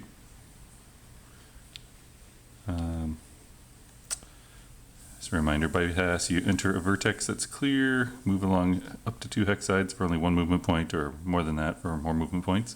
So able to bypass the stone building, which costs 2 to move through. Okay, so 2.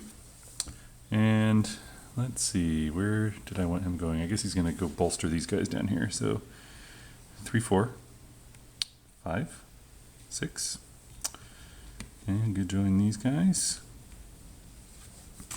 I think we had another German or a Soviet up here. We'll get a few. So this guy here, he might as well come join his comrades. Let me remind myself what's going on here. Yeah, maybe he'll swing around up to this flank. So we'll just go 1, 2, bypass along this hex spine. 3, 4. I guess I didn't have to bypass. Yeah, 4. Let's see. I think I just had this guy go way too far. He went 1, 2, 3, 4. Yeah, I should have gone. We'll just go. Yeah, I made him move too far. So we'll just make him go 3, and then he can advance into there. Okay, I think that's all the Soviet movement I want to do. Well, let's look at the factory here. Factory, I think I want to get someone back out here. Maybe though they should skulk. Should they skulk? In other words, wait for these guys to attack.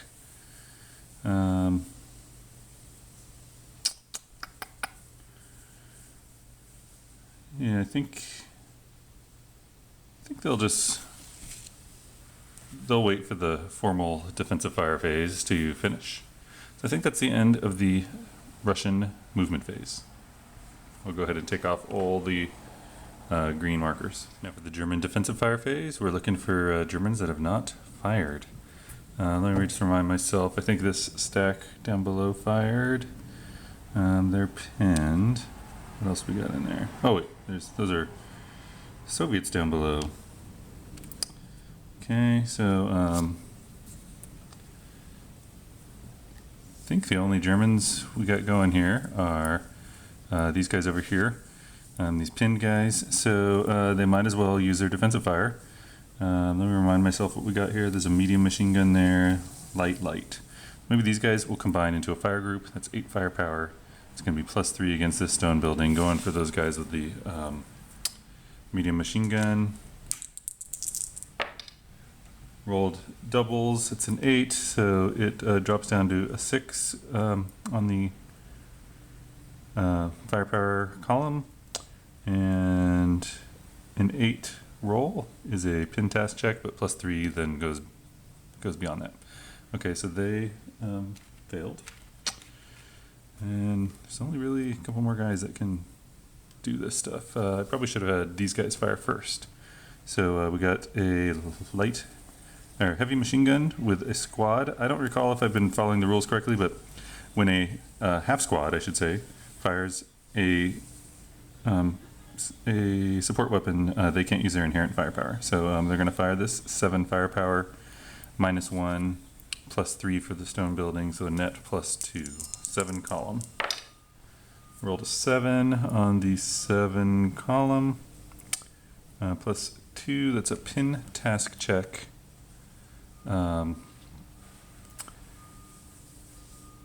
That strips concealment only. So they're not concealed, so it doesn't matter.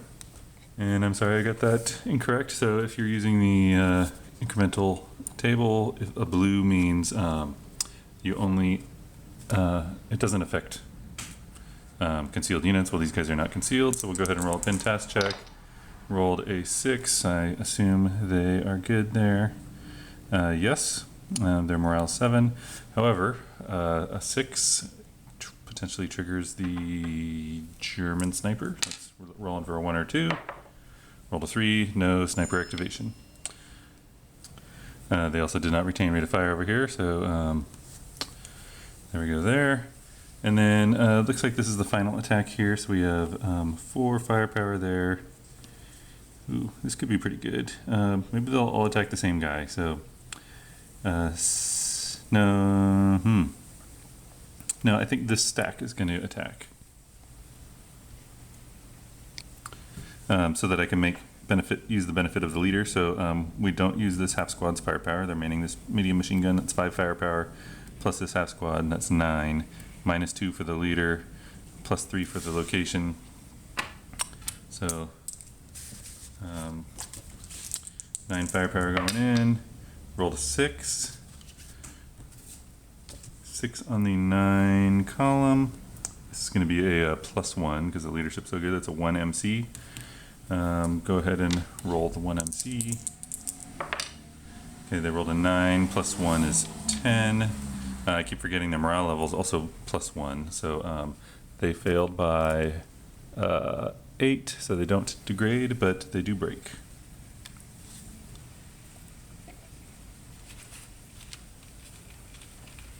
And I guess we'll just do that.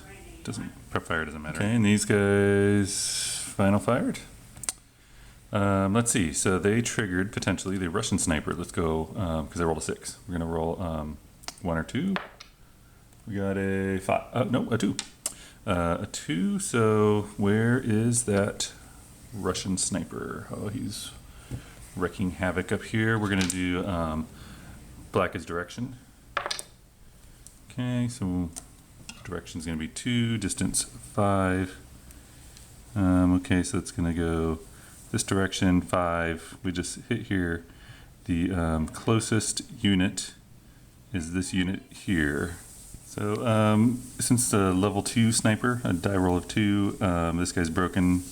That is no effect. He's already broken. He would be pinned, but he's not pinned because he's broken.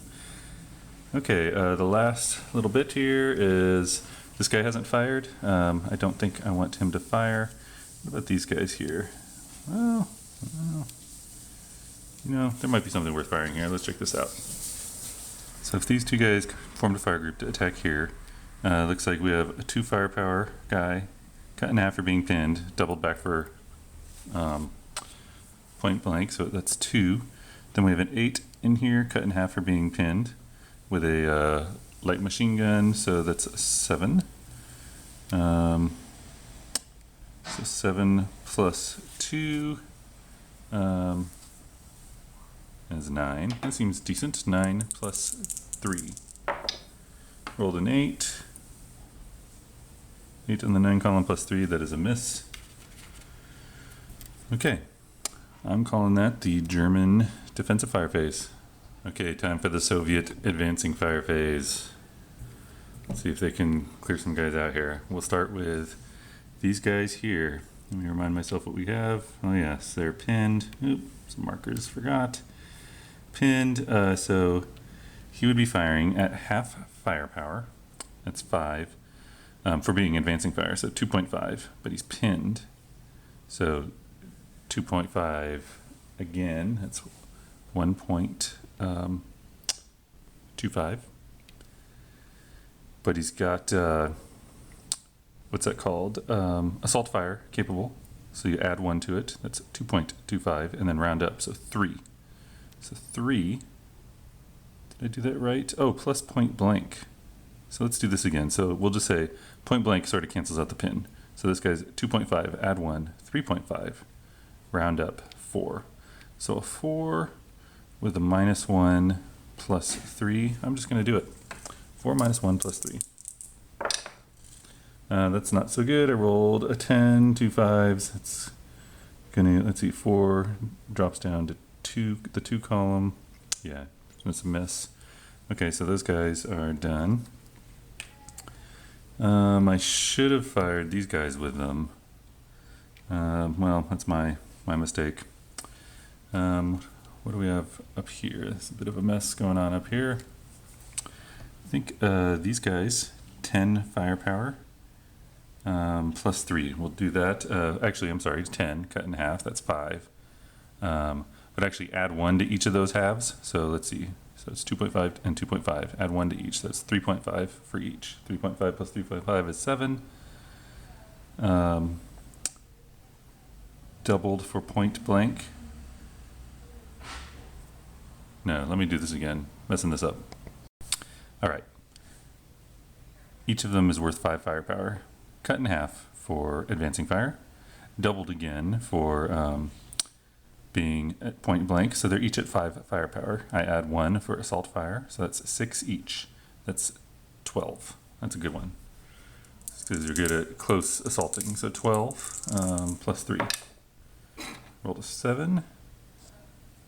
7 on the 12 column plus 3. That's just a pin task check. These guys are broken anyway, so it doesn't matter. Okay, these guys, oh yeah, oops, move those guys off. So these guys might as well do the same thing. So it's going to be 12 plus 3. Rolled a 6. 6, 12 on the 12 column plus 3. 1, 2, 3. That's a normal morale check. Okay, so these guys are really in trouble. Normal morale check. You have to roll 7 or less. They rolled a 7. No effect. But the Russians rolled a 6. Let's see if the German sniper activates. Rolled a 4. Nope. So that building's done. Again, I should have used this guy here. Oops. Okay. And I think I want to do some advancing in this messy building right here. Let me take this thing apart. Okay, took this apart. Also remember to take off all the final fire counters. Okay, so this upper floor has this squad, medium machine gun, and leader. I forgot to mark that they are in fact encircled. They cannot trace a path out of this top floor through hexes to get out of the building that do not pass through enemy units that are unbroken. So, because there's someone downstairs from them. Okay, so I think we're gonna have these guys attack. These guys are on the same level, so they're gonna attack them on this upper level. These guys are gonna shoot up the staircase at them. So this is, they're both pinned, so, but also point blank. So we'll just say the pins don't matter because they're point blank. So, but they're still halved for advancing fire, so 2.5 and 2.5. Add 1 to each. For assault fire, that's 3.5 each. That's 7. 7 plus 3. Rolled a 6. 6 on the 7 column plus 3. That's a pin task check. The leader first. He had a 7. Passed. The other guy 7 minus 1. He had an 8. Minus 1 is 7. He passed. Reminder, encirclement just means they have to add 1 when attacking, and the first space they move into takes a lot of movement points, if there was a space they could move into. Okay, so those guys are all done, and that is the advancing fire phase. Okay, time for the route phase. Let's do Russians first. It's one of these guys with their medium machine gun route through the factory. 1, 2, back to here. Remember, there's no... since it's declared as a factory, this whole area is open. So, okay. Let's see, any more Russian routers? I think so. I think there's some down here. These guys are gonna pick the closest building, and I think that counts as this one, so they'll go there. And then they can keep moving through buildings if they want, and forests or woods, so they'll go there. Okay, I think we have another one up here maybe. Nope, that's just a prep fire. Some up here from the sniper attack, yep. And they're just gonna route over to here. And I think that's everybody, all the Russians anyway. Yeah, now for the Germans. All right, so these guys, to low crawl or run out of this building will result in them being interdictable.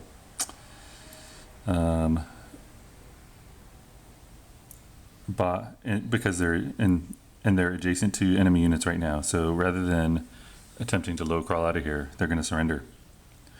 The Russians could declare no quarter, in which case they wouldn't surrender. But in this case, they wouldn't surrender; they'd be killed. But then all other Germans would attempt to low crawl, even if it meant they might be harmed. So we'll just go through these guys and make them surrender. Okay, so I just converted them to prisoners. They dropped their weapons. I'm going to have them surrender to this guy, which is adjacent. So you can immediately deploy into half squads, which we'll do. And then I'm going to have both guys surrender to this one half squad. So yeah. Well, that is unfortunate for the Germans. Okay, any other German route situations? I don't think so. I'm trying to remember what was under there. Oh yeah. Oh wait, there is one down here. So this guy, he has to pick the closest building. Well, the only one is this, so he's going to route to there. All right, these two guys are. And that's as far as they can go. So Germans' days are numbered down here as well. Now for the advance phase. Let's see what we got going on. Got some guys in the process of moving through these areas, so these guys will advance this way. So we'll have the prisoner guards move back. These guys will advance. Let's see down here. These guys, cannot advance because they're pinned. So we'll have these guys, though, move in with them. These guys will advance. I wanted someone in the factory to advance. Let's see, take this off. I think I want this medium machine gun, or heavy machine gun, to advance back to this corner. And maybe these guys to advance here. We'll keep the leader there to rally. Maybe he'll advance here to try to get that medium machine gun back in. Okay, that's the advance phase. We did not advance into close combat. I guess I could have done that down here out in the open. I think it's better to just stay in the factory though. So close combat phase over, remove all red markers. And I think that is the turn. Okay, well that's the second turn of the 8-turn scenario. I did miss a close combat opportunity. I could have moved 2 guys upstairs. Oh, actually they're pinned, so they couldn't have advanced. So yeah, that's it. But I think I'm going to call it, even though it's only turn 2, because all the Russians cruised through here, basically wiped out all the Germans, except for these guys who are encircled.